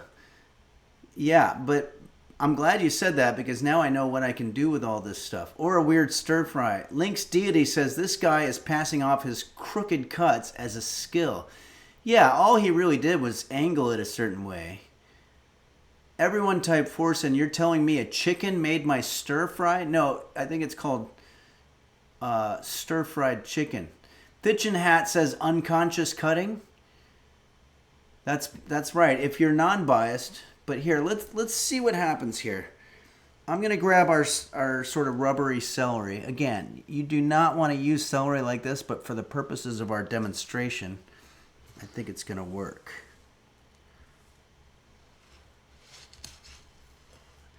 Bias is basically just cutting, but we're twisting it this way. And we're still cutting it straight. So it comes off at a diagonal. And apparently, it's hard to believe, but he said this brings out, somehow this brings out more of the flavor of the vegetable. And I guess because of the diagonal cut, maybe you're getting a longer cut. So there's more of the inside surface of the vegetable that's going to get exposed to the air. I don't know. I think it's bullshit, but I'm trying to figure out why doing it this way would end up in a better cut. But apparently it does. So this is called bias. not apparently has nothing to do with the kind of bias that you see in politically motivated news sources. Okay, so let's push this off to the side, and we have one more. Let's see what the last one is. So far, we're killing it, I would say. Where'd it go? Oh, here it is. Oh, no. Here we go. Gumme Kande says if you put the celery in a bowl of coked water in the fridge, it will help. Oh, interesting. I've never heard of coked water. Paysan or peasant. Let's see what this is all about. Paysan, or peasant, are cuts produced with a natural shape of the vegetable, aka probably how we cut vegetables the majority of the time. No need to square any cuts first. Hold your knife as normal and cut. As usual, it is most important for the vegetables to be the same size for even cooking and presentation. So this is literally Since just it's the quickest way to cut vegetable. vegetables, it's pretty much used in everything. Now that we covered 5 cuts... Okay, so if I'm not mistaken, he's literally just cutting. Since it's the quickest way to cut vegetables, it's pretty much used in everything. Okay, I think we can do that.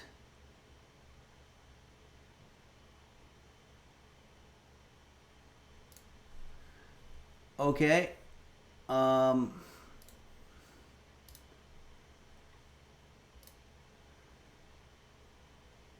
Everyone type Forsen says 2.19 million subs, only 742 likes. Something doesn't add up. Oh, you're talking about the video that we're looking at? Yeah, I don't know. Not everything adds up. Boner of a Lonely Fart says it seems fancier with the background music. Yeah, this guy's got 2.19 million subs. I mean, holy shit. I've got 100,000 and I thought that was a big deal. I don't know how you ever get this much. Goat's Head, are you sure you don't want to get some practice in?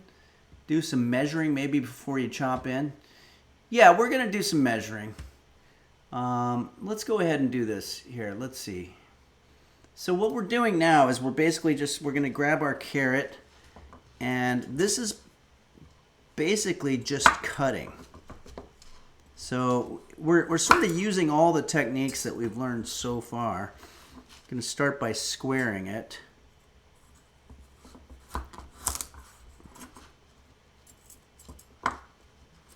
Unfortunately, I have a very small carrot here, so I'm not going to be able to end up with a perfect square.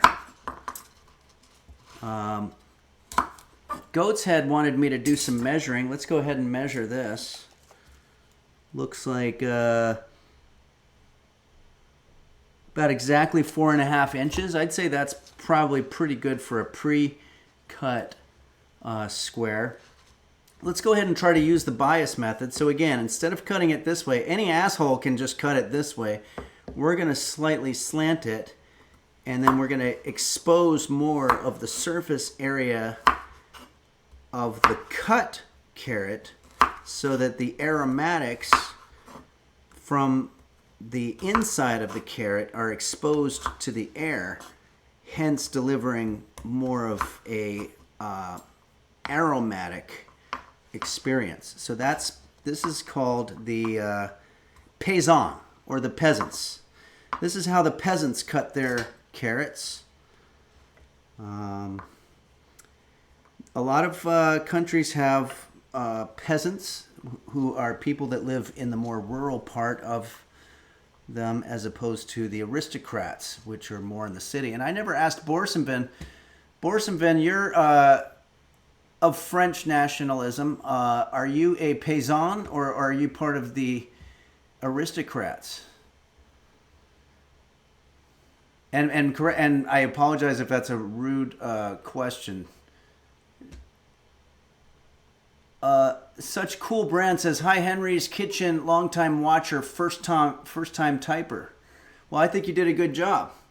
Borsenvin says, "So I liege allegiance to the King of France." Okay.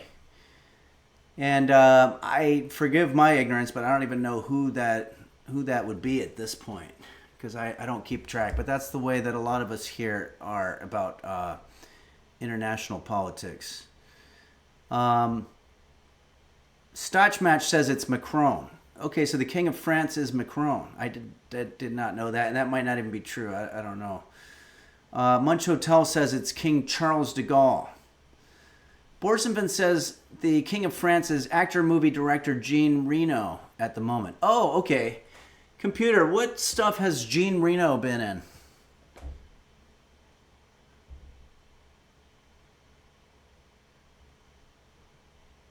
Jean Reno is a French actor who has had a successful career in both French and English language films. Some of his most notable roles include Léon in Léon, The Professional, Hector in The Big Blue, The and Professional. Vincent in Mission Impossible. Additionally, Of course, he I know has who that appeared in guy is. films like The Da Vinci Code and The Pink Panther. Reno's versatility as an actor has allowed him to portray a range of characters and has earned him recognition. Computer, and accolades. stop. It doesn't even mention that he's the King of France, which seems like burying the lead to me. Fat Hunger says Le Roi, Jerry Lewis. Yeah, Jerry Lewis, of course, was very big in France. I think that's where the expression comes from, big in France. Borsenvin says watch Nikita. Yeah, I know who Jean. It would probably be Jean, right? Like Jean Valjean? Not Jean, but I don't know. Goat's Head, well, he doesn't have legislative power. Oh, Jean Reno doesn't have the legislative power. Well, he has a lot of powers. Falsers says the Italians named it that to slight the French by changing it from what would have been macaroni to adding an extra A and make it macaroni. This was to allude to the Macarena dance to poke fun at him. Oh, that's interesting. I had no idea. So macaroni was a slight on the premiere of France. I had no idea. Everyone type Forson says a family walks into a talent agency. It's father, mother, son, and daughter and dog. Oh, yeah. That's a reference to the joke Aristocrats, which you can see a whole movie about, directed by Paul Provenza, edited by Emery, and includes performances by comics from all over the spectrum. Okay. Well, let's go back to our video here. We have our 5 cuts here.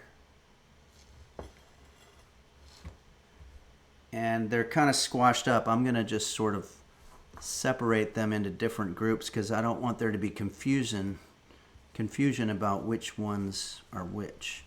It's going to be impossible for me to take our... What was this one called? Was this the chiffon? We had paysan, bias. No. Paysan. Yeah, bias. Chiffonade. Bourbonnoise. And Julienne. All French. Okay. There we go. That's our tray of our different cuts. Now the video should be over because that's the guy said there were going to be 5. So let's see what he's going to fill the other content with here.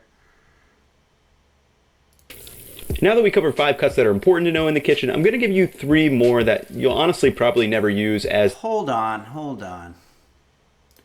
So we did our 5 cuts. That's what we were supposed to do for the day. But he says this is the kind of shit they do in these videos.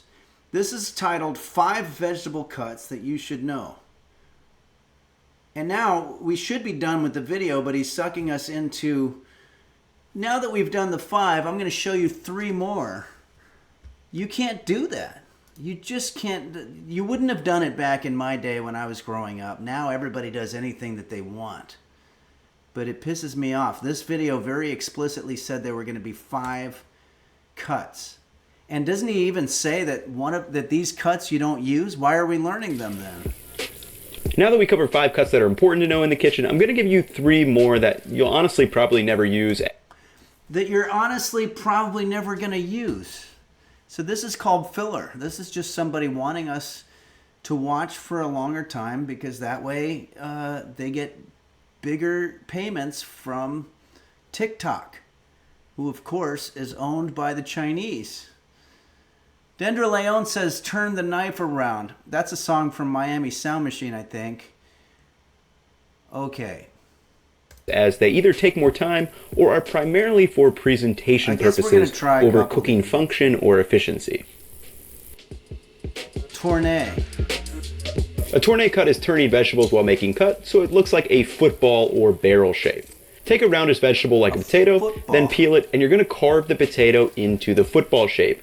A proper tournée should have 7 evenly spaced sides with tapered ends. It's primarily used for appearance, and even-sized shapes could be used in soups. You end up with a lot of leftover vegetable trim, and the extra time means this is not one you're likely to see in a home kitchen. Yeah, you're absolutely right. Dendra Leon says, "So much waste. What the fuck, dude?" Night Bitch says, "There's no reason to cut anything this way." Dark Ages says, "For when you need a football-shaped potato in the kitchen." Yeah, which is probably 0 times in one's lifetime. Jose freaking Perez says, "The peel is where all the vitamins are." Yeah, that's why we got to make that stock. King Cyan, first of his name, 69, says, "It will become shit anyways, so why even cut it?" Yeah, we're going to skip the tournée. Maybe I should do a whole video about things that you're never going to do. Lozenge. Well, I think we all know what a lozenge is. The lozenge cut is a diamond-shaped cut made from sheets of vegetables. You're going to square the vegetable and make parallel cuts in evenest thickness sheets like you would for a julienne or a brunoise, and then you stack the sheets on top of each other and cut at a bias. Then you cut the next cut at a bias again, and you end up with these kind of cool little looking diamond things. But again, you kind of waste a lot of the vegetable trim, and you don't really end up with all that many lozenges. So don't do it. Roll. A roll cut is kind of like 2 bias cuts into one. You're going to slice diagonally across the vegetable, then you're going to roll the vegetable 180 degrees away from you and cut at the same angle. You get these kind of cool looking triangle circular shapes. This could be used in things like stir fries, but again, it's more for appearance than anything else. So wait, I want to try that one. Let's see. Let me just look at this again, because we have one more carrot. Like 2 bias cuts into one. You're going to slice diagonally across the vegetable, then you're going to roll the vegetable 180 degrees away from you and cut at the same angle. You get these kind of cool looking triangle. Okay, we're going to try that. Link Steedy says, "This guy is laughing at us for believing him." Night Bitch says, "Roll cut is great for soups and curries." But isn't it just... I don't understand how it's going to affect the flavor. I mean, look, it's all going down the same pipe, right? Okay, so what he did was he cut the end off. We're going to get in close for this. You're going to start with a bias cut.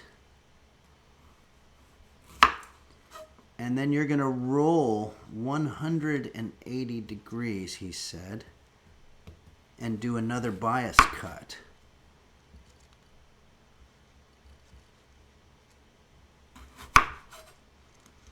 I guess you can do it faster as you go.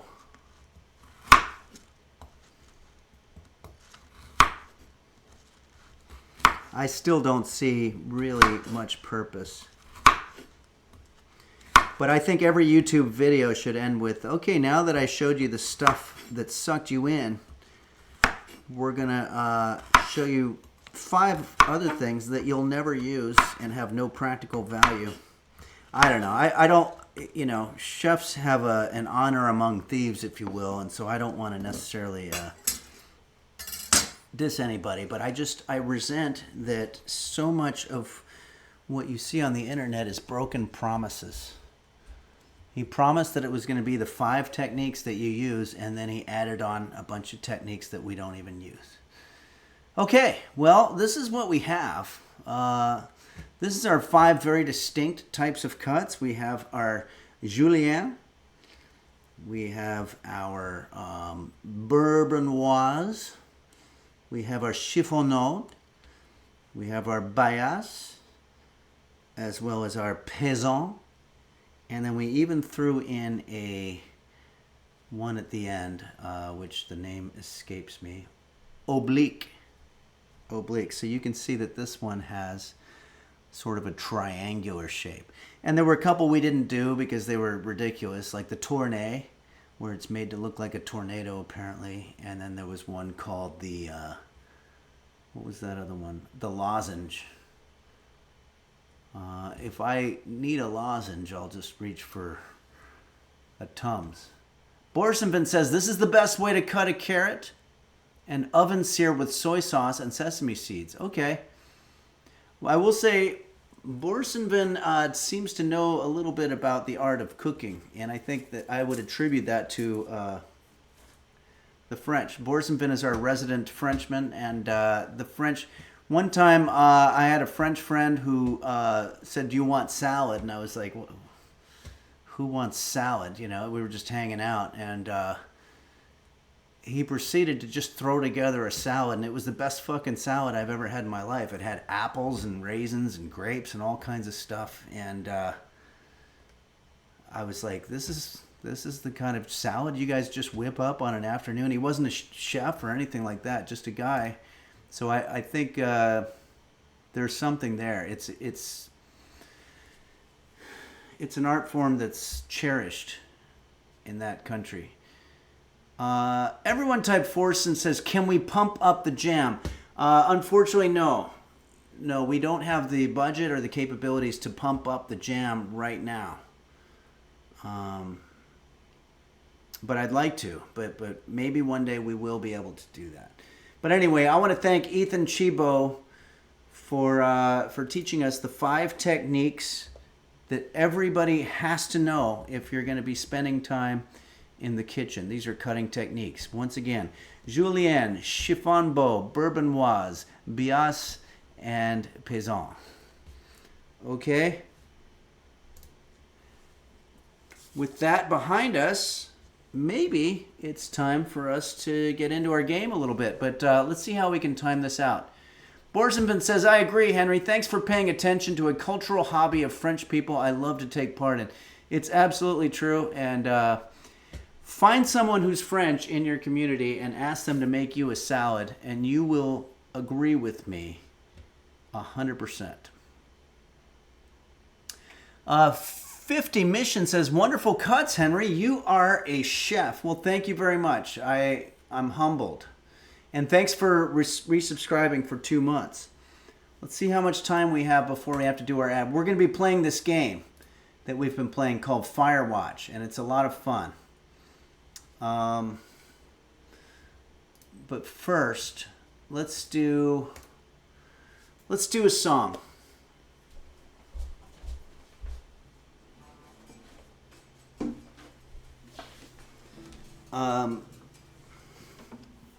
We'll put some reverb on. As anybody out there knows, just as much as I do, doing anything is hard work. And anything that's worth doing rarely is. So this is one of those examples. Twitch is relatively new to me, but when I started doing my Twitch streams, people came out of the proverbial woodwork, like Quanto giving me technical advice, you know, and Dingo Bob, Domby, Fawken, you know, all these people showing up and offering moderation services, setting up the Discord, Beelzebub, It's Kate, contributing with the gaming, and there's so many. And so I put all of their names into a song, and we do a different melody to the song every time. This time, because of the nature, I'm going to say one more time, we've had some very difficult events here in the town where I live, where there were some fires, and we have them every year, fire season we call it. This one was particularly bad because it affected areas that were pretty dense with homes. And I have literally 3 acquaintances, one really close friend who had their home burned down. So I'm going to be tweeting once they get things together enough to try to do some fundraisers and stuff. I'll be putting those out there.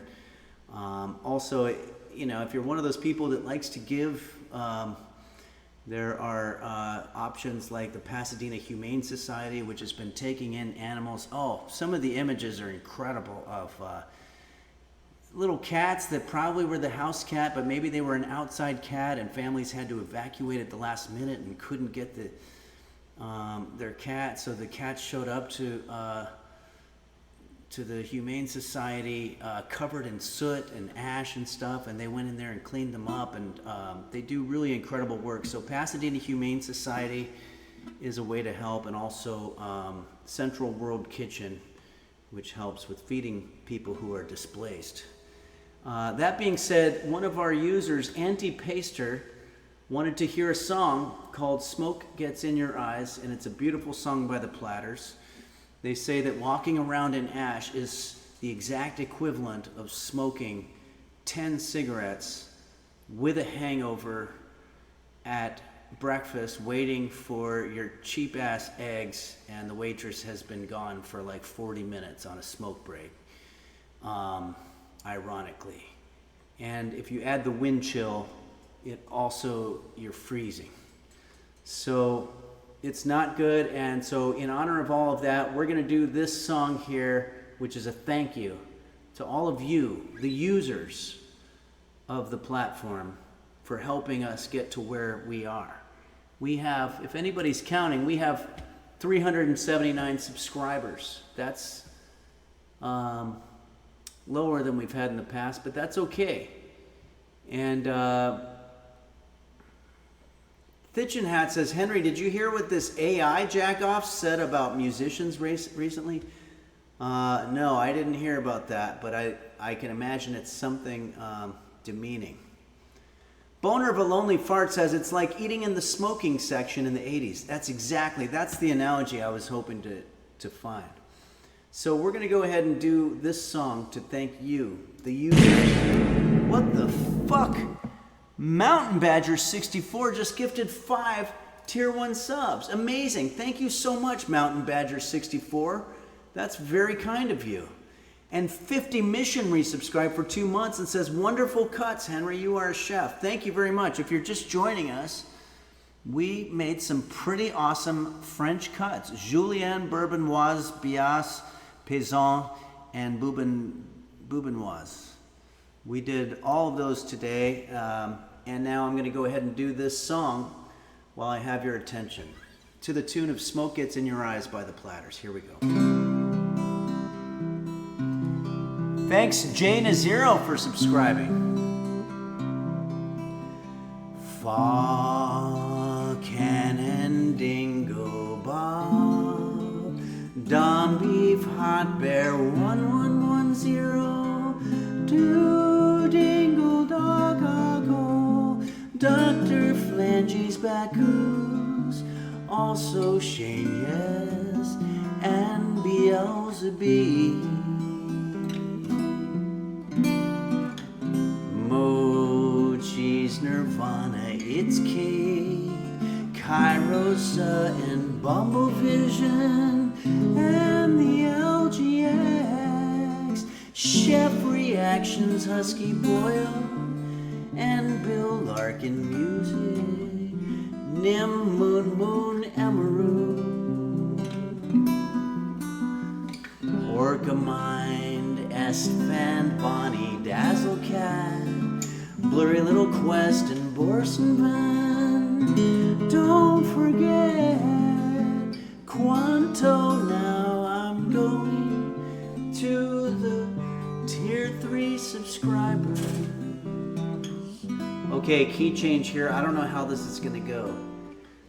Yargasm, Nico Tezo, Michael Bublé 4422, Passion Error, Min Ho Shin 64, Midnight Faded JSBX fan, Acidity Tis, Pool Boy 789, Game Master Flash, The Cat Food Taste Tester, Cheerin' X, Mochi's Nirvana, Red Hot Hibachi, Ransom GR, Acidity Tis, Zon, Bane and Toke My Nuts, Saguaro, Burrito 55555, Dinosaur, G-Base, Tech Rabies, text, sickly boy. Beelzebub, hand lips run. Purple donut filling his fruit. Tankard and Borson. Zodiac tone. Garrett Busey, ASMR. Shandis, Nova Glarian. Mr. Gooseberry, VT. And don't forget, happy birthday to Quanto. And shout out to M-Dom from Alexander Dean. Sure, I'll do a shout out at the last minute. Kuroshi 006, the hive mind is gaining power. Sure is. Everyone type Force and says, Kairosa, I miss his cheese-related shenanigans. Thanks. All right, everybody. It's time to play a game. We're going to play this game that is beautiful, and I have a feeling it's going to be a lot of fun. Thanks, Starbucks Z. I appreciate that. Jane Zero, thanks for subscribing, and thanks again to Mountain Badger 64 for the 5 Tier 1 subs.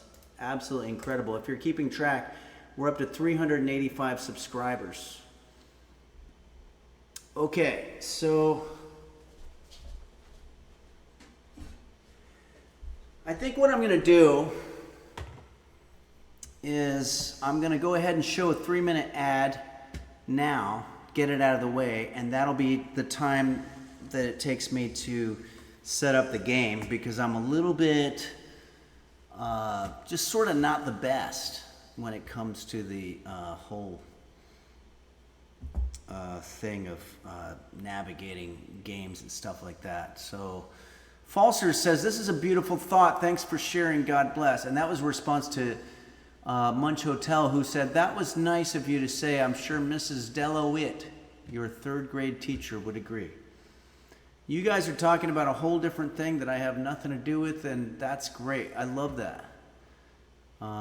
Okay, so I'm going to show a 3-minute ad to the unsubscribers. If you're a subscriber, you can hang out with me here, and I'm going to snack on some vegetables and get our game set up. Let's do this. Let's check in on roast beef here.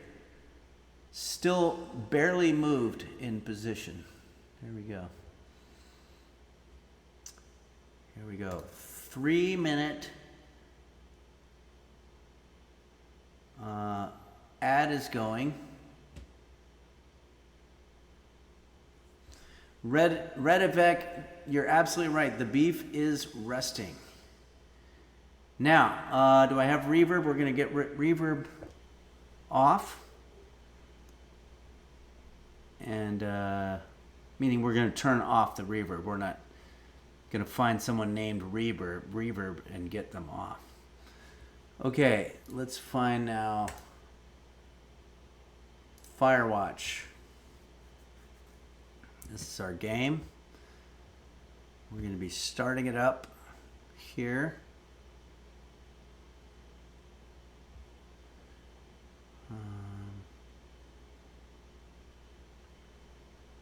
Hopefully it'll be starting soon. I don't know. Starbucks, thanks for subscribing.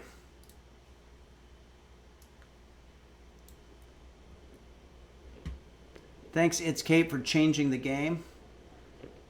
We're going to continue.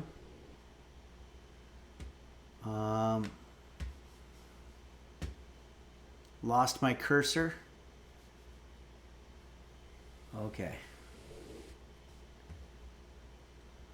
I'm going to turn on. We've got the desktop audio on. That's good. And Twitch.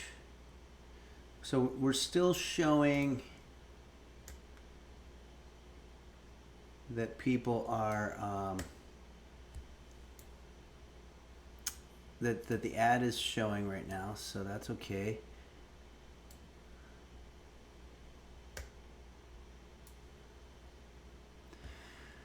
Borsenman says, why did this game have to be so sad at the beginning? I don't know. They're trying to draw in people that that enjoy sadness. It's similar to the movie Up. Like, I was on the plane, 20 minutes into the movie, I'm bawling my eyes out, and the people next to me are like, what's wrong? And I'm like, it's this movie. It's crazy. I had to lie and say smoke had gotten in my eyes. All right. Let's see how we're doing here. Waiting for people to get back from their break.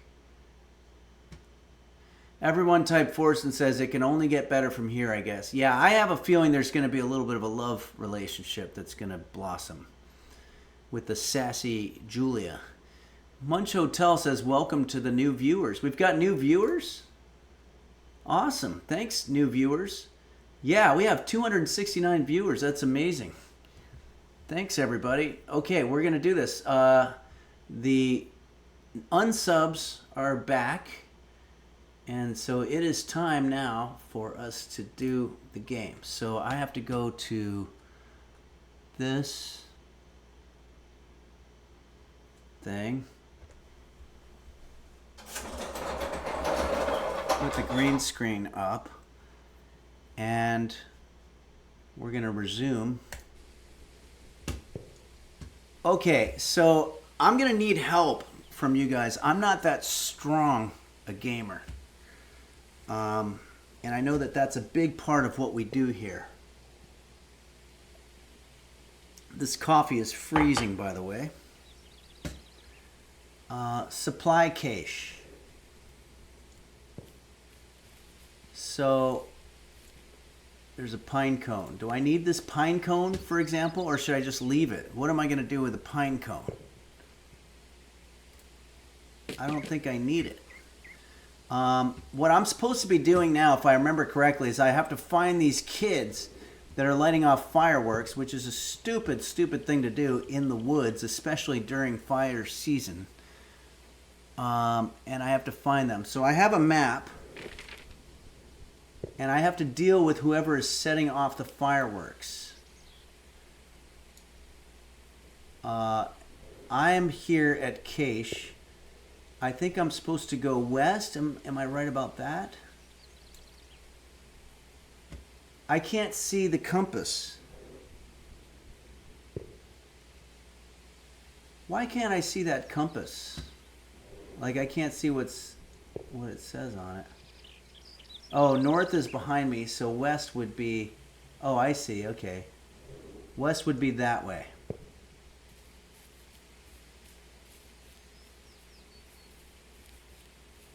All right, I am definitely taking help. Okay, so now I have a fork in the road. Which way do I go? Looks like I'm supposed to go left.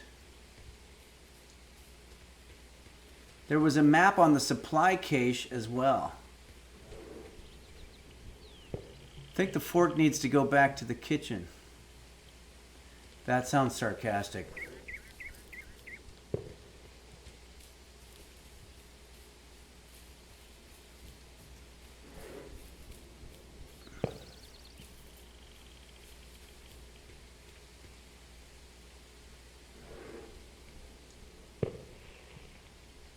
Does anybody know what I'm supposed to be doing right now? Okay. Saguaro Oo says, take the fork so you can eat lunch later. No. I was talking about a fork in the road. Titchin Hat says, fire in the bag. Nope. Okay. I'm going to jump over this.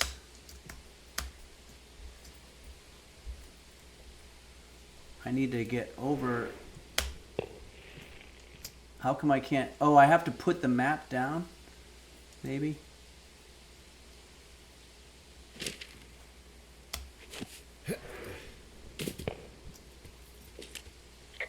Dendra Leon says, can I look up and see the fireworks still? Yeah, good call. I don't see any.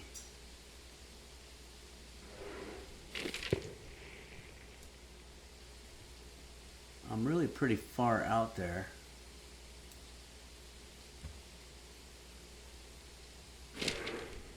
Somebody help.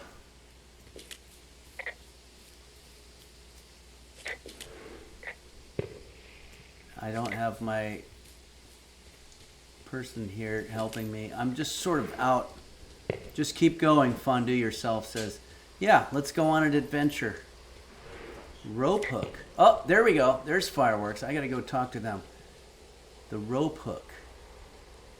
Attach rope to hook.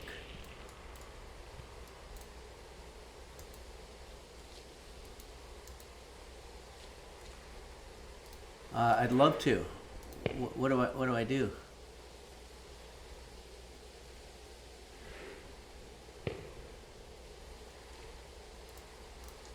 Guys, I love these games, but I don't know what the fuck I'm supposed to do right now. Redivix says, "Oh, that's cool.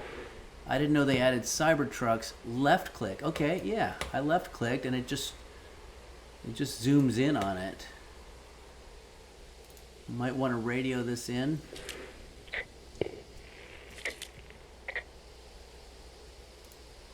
This shale slide is steep. How do you expect me to get down this? I don't remember it being that bad. It's not even named on our topos. So don't use this?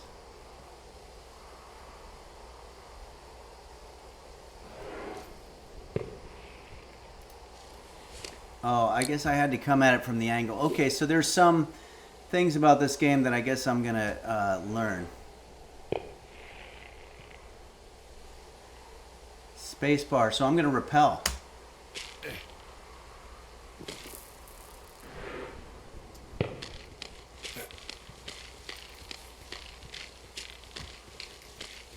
Okay. No!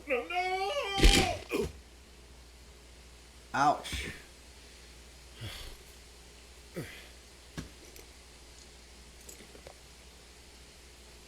Fuck. Report climbing accident. How? Hey, What the hell's wrong with you? my rope snapped coming down the shale slide. You didn't break anything, did you? No, I think I'll make it. Well, be careful for Christ's sake.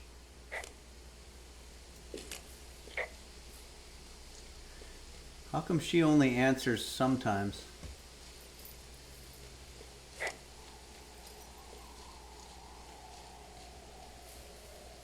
See how we're doing on the map here.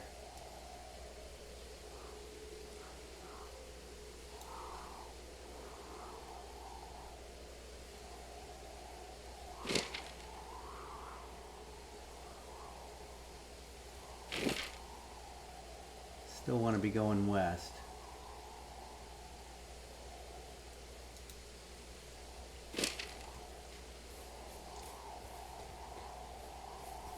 It's getting dark.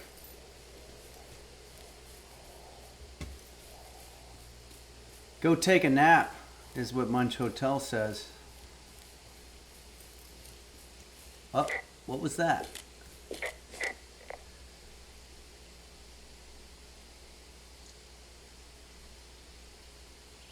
I'm staring at the big outcropping down here, but I'm not quite sure where to look for our pyrotechnicians. Maybe keep heading west toward the lake.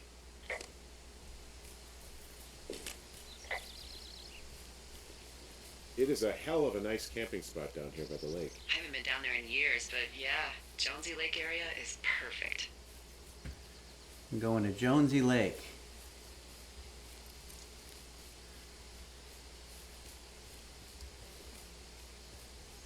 Munch Hotel says this game has an Alexa.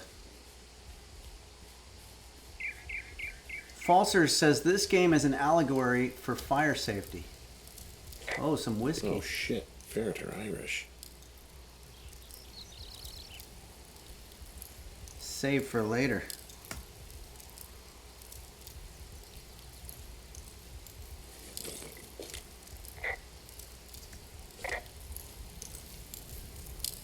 Somebody's got a campfire going. Stomp that out. Beer cans.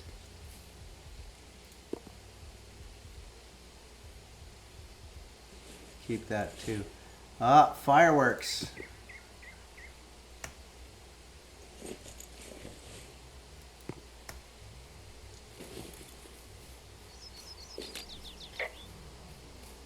we're getting close. Let's look at the map.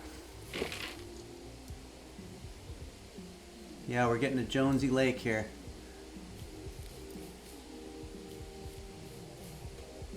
What in the hell? Oh boy. These crazy kids.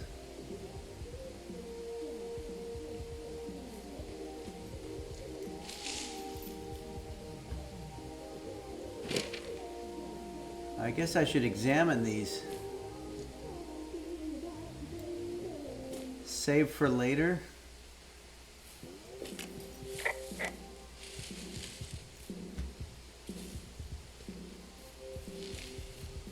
Oh, that's going the way I came. Don't want to do that again. Panties.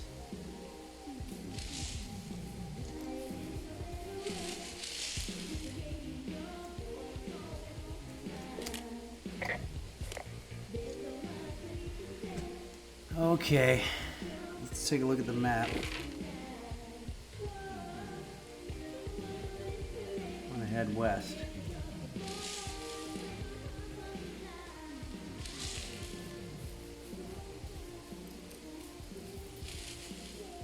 This is the way we came.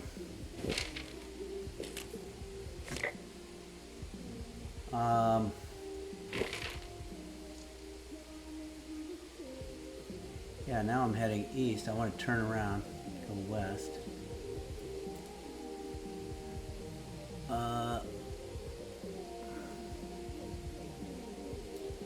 Turn around. Yeah, we want to go west, right?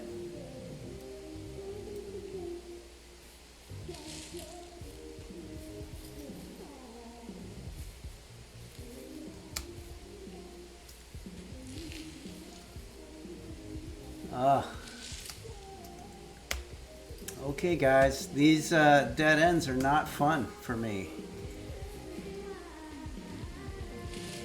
Oh, here we've got somebody's clothes.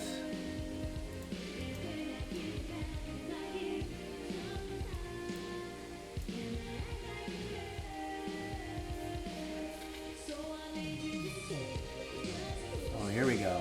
Found them. What if they're armed? I gotta be careful about this. Well, we know they're probably naked. We found them in the lake, naked. Skinny dipping. Yeah. Is that a guy over there? Oh boy. Enjoy dealing with that.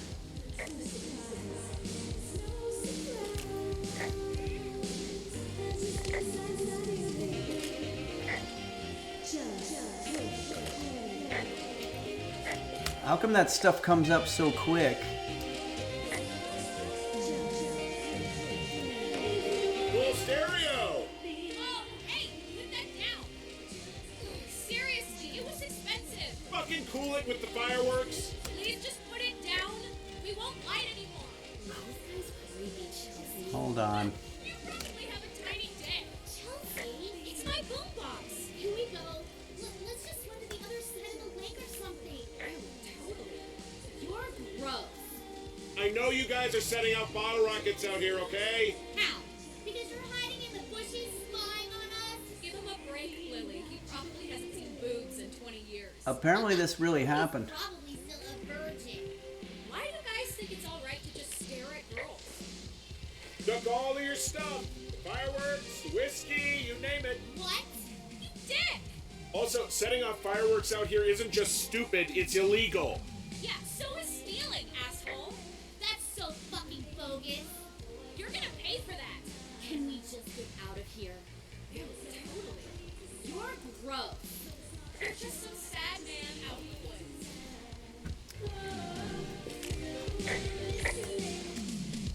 Find a way back to Two Forks Lookout. So we're done? Hey, that go okay?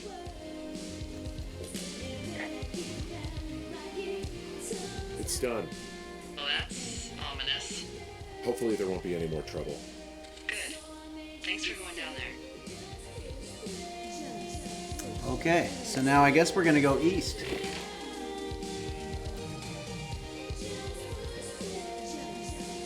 Find a way back.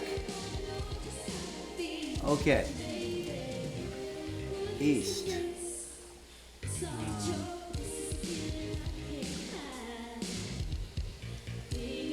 Okay, I know that it must be excruciating to watch me play this game, but I'm getting better at it.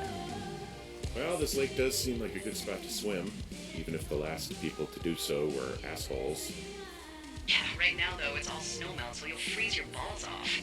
But as hot as it's been, maybe that's a fair trade. Starting to feel like it.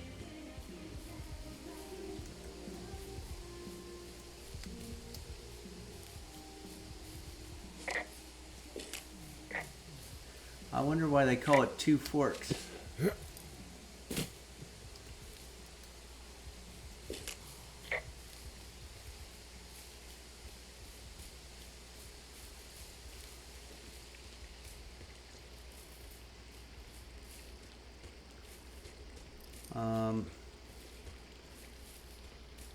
Go across this thing.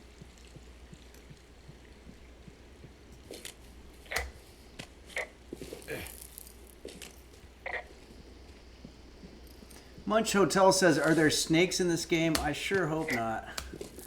I'm having a difficult enough time just navigating without snakes. I hope there's not stuff that's going to jump out and kill me in the dark.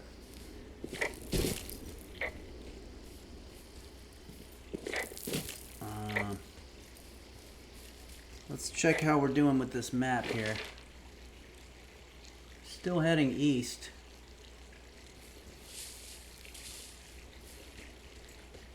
Navigating just fine. Thanks, Mountain Badger 64. I appreciate that. So, I have a bit of a confession to make. Reply. How come I can't? Gotta take the map down. What is it?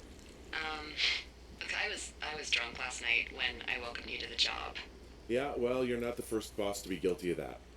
I know I can get a little pushy, putting you on the spot about why you're out here and stuff. It's fine. I'll keep that sort of a thing to a minimum. Anyway, let me know when you get back to your lookout. Boy, a lot of people drink in this game. Munch Hotel says, hey employee, I was wasted yesterday. Yeah, this is my boss. Redovic, that wasn't very professional. Well, apparently you haven't been to Colorado. They have an absinthe bar there. Everyone typed Forsen says, I think I would too out in the middle of nowhere. Yeah, that's a good point.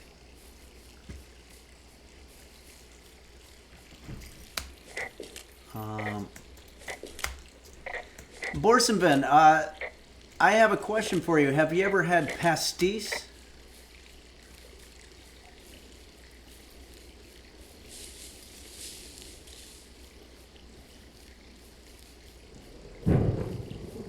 Okay, Borsenben, what is the appropriate time to drink pastis? Is that a what they call an aperitif? Okay, what do I do now? Because I find it very tasty, but I don't think it's one of those things like bourbon.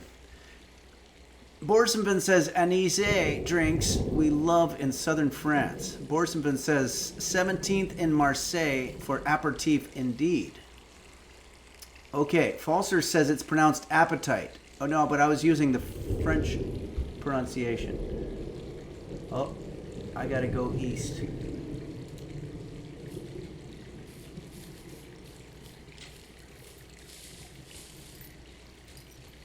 Continuing east here. I can't tell if I'm walking down a creek or if I'm literally on a trail. What's happening? Find a way back to Two Forks. Jose freaking Perez says, what happens if you drink it at the wrong time? Yeah, that was kind of my question. Is there only a specific time you're supposed to... Borsenben says 5 p.m. If you get a chance, have some pastis. It's a very delicious drink. But I think it's sort of desserty. Oh, what are we doing? East.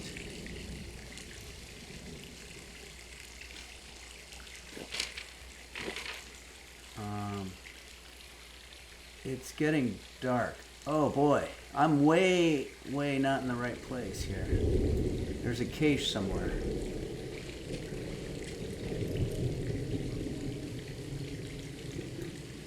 I want to go to the south.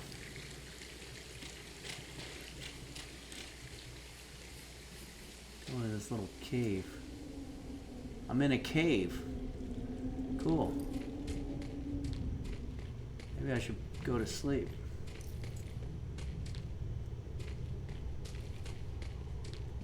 Cave is closed.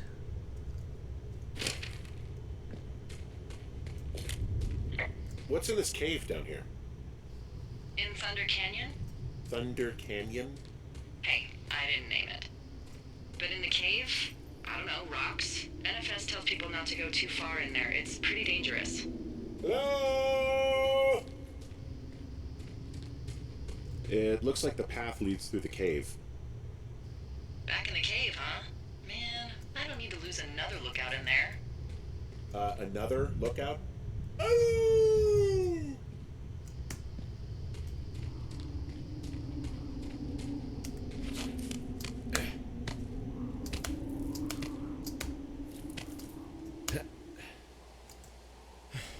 It's getting dark.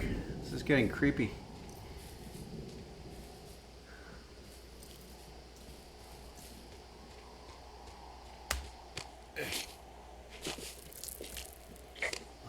Figure. What do you mean figure? Oh, there's a person. A person is the most terrifying thing you can see when you're out in the woods. Uh-oh.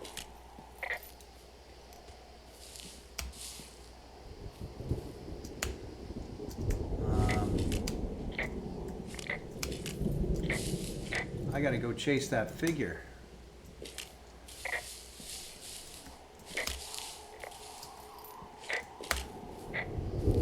This is some rough terrain.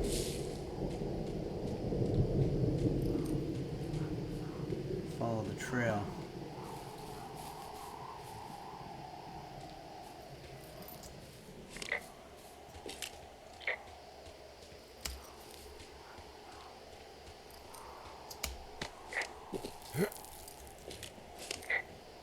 Uh-oh.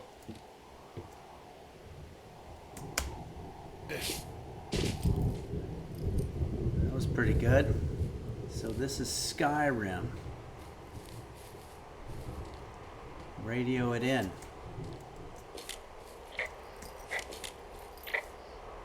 I'd like to, but it doesn't give me the option.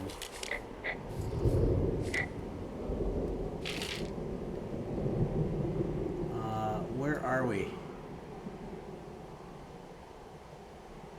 I need to go south. Yep, I gotta go this way.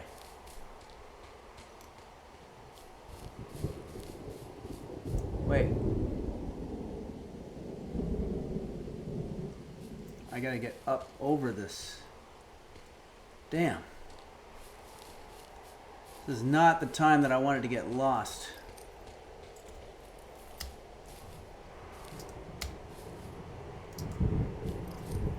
Whoa. Okay, I'm in trouble. Fuck.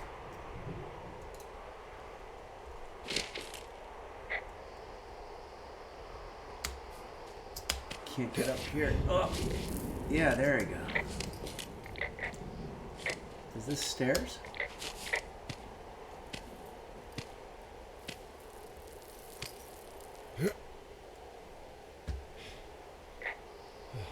Drop down.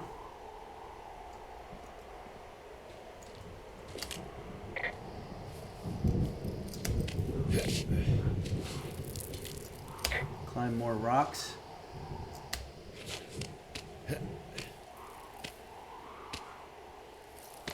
Maybe taking this job was not a good idea.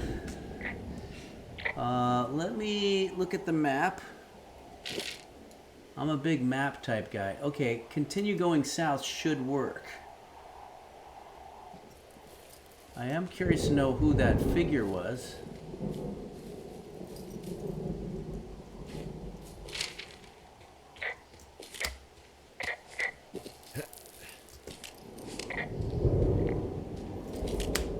Game Master Flash says Henry is athletic as fuck.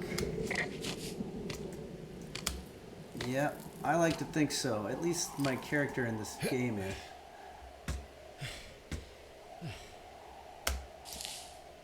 Climb the rocks. Boy, I took the long way home. Trail closed sign. Great.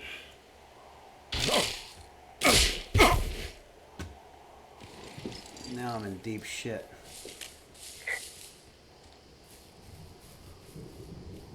I should have donned some kind of a GPS tracking device.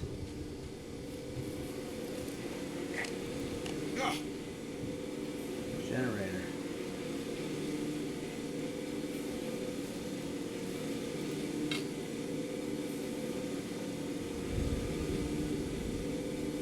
Should I have that whiskey?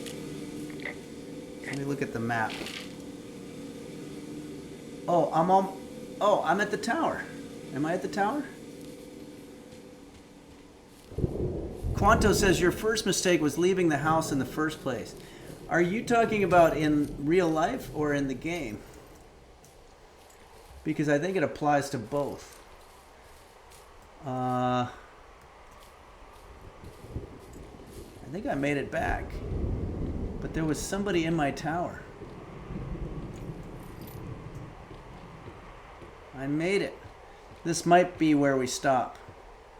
Because I've got freezing cold coffee.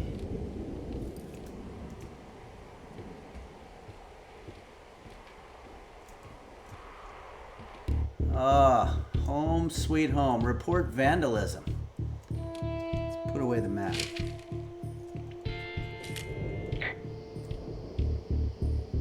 How do I report my vandalism?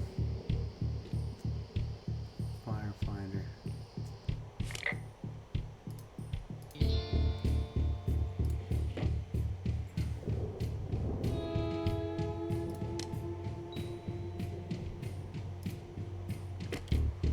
Radio in the window.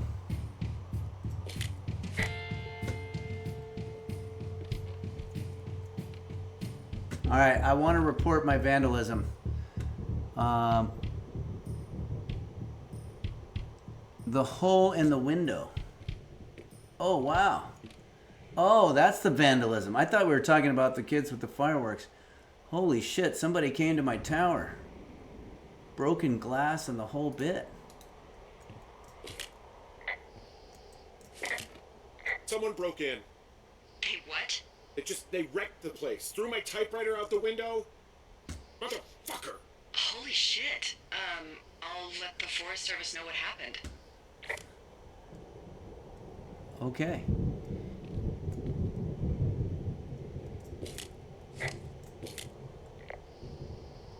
The place is trashed.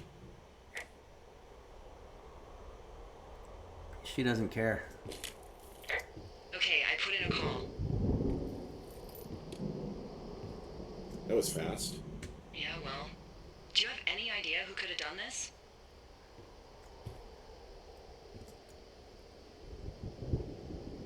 Maybe that guy I saw in the canyon, but I don't know why the fuck he'd want to mess with my stuff. Well, I'll have the Rangers keep an eye out for a man hiking on his own and question him if they find him. I can't believe someone would do this. I worry about bears and fires, and that's about it, and now I've got to worry about some deranged hiker going after lookouts? Great. Okay, in the morning I'm gonna call my friend Patty, who works the desk down in Cody. They keep a list of everyone who's officially been in and out of the trailhead since, I don't know, forever, and see if we can get a list of names. We won't get much, but at least if anything else happens, we can refer to it and see if anything comes out. Thanks. I wish I could make up my own Feel safe out dialogue. here. You want me to go through every person that's ever been in this park? Are you insane, woman? That seems like the kind of thing they would say. Anyway, I hope you can sleep. I'll talk to you in the morning. Oh, this looks like it's going to be a good break time. Zero Tolerance says this seems like something the Highwayman could help with. Yeah, you're absolutely right, it does. Oh, I'm waking up. Wake up! Should I have my whiskey? Oh, we're probably gonna Hey, start. wake up.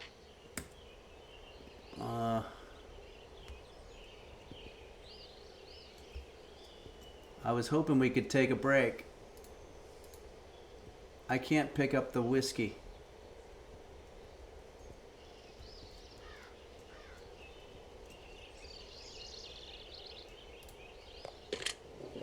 How do you take a break? Okay, there we go. We're going to go to day 2 on the next stream on Wednesday at 11 a.m. PST.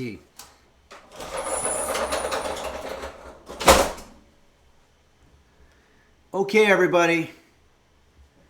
I want to thank you very much for joining us here today.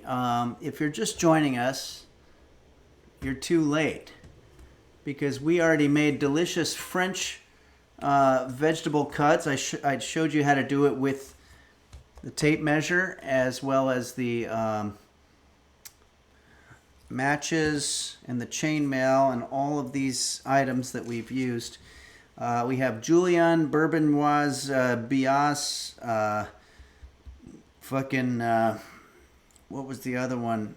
Paysan and chiffon. And we've got our vegetable scraps that we're going to make into a nice vegetable stock. And overall, I think we did pretty well here today at Henry's Kitchen. And we played our new game, Firewatch. Let me save game and leave. Mountain Badger 64, thank you, Henry. We love you. Thank you, Mountain Badger, for subscribing and for joining us today. Zero tolerance beef check. Let me see here. Hold on a second. Let me close this game. Okay.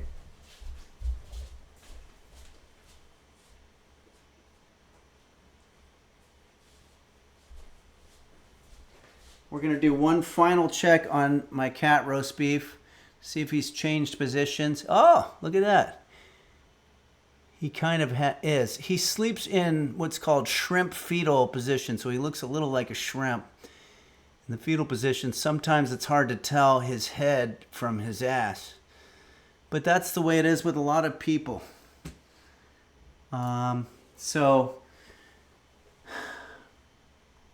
Cande, thank you so much for streaming today. A great lesson. Hug roast beef for us. Thank you very much, Gumme Cande. And thanks, M. Cariotti. Had to be offline for a while. Hope the game was fun. It was fun. Chopped vegetables. Good, because I was trained by the best cooking explainer. Thanks, M. Cariotti. Boner of a lonely fart. Thanks, everybody. Let's see how we're doing here. We've done very well. We ended up with 387 subscribers, which is more than respectable. It's Kate X. Thanks, Henry and the users. See you all on Wednesday.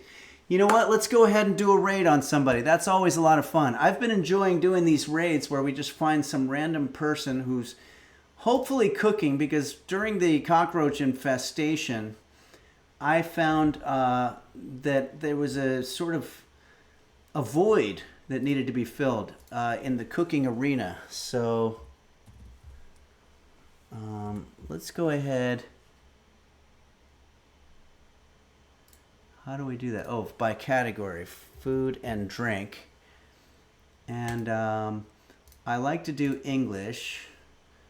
So let's just find who's out there cooking.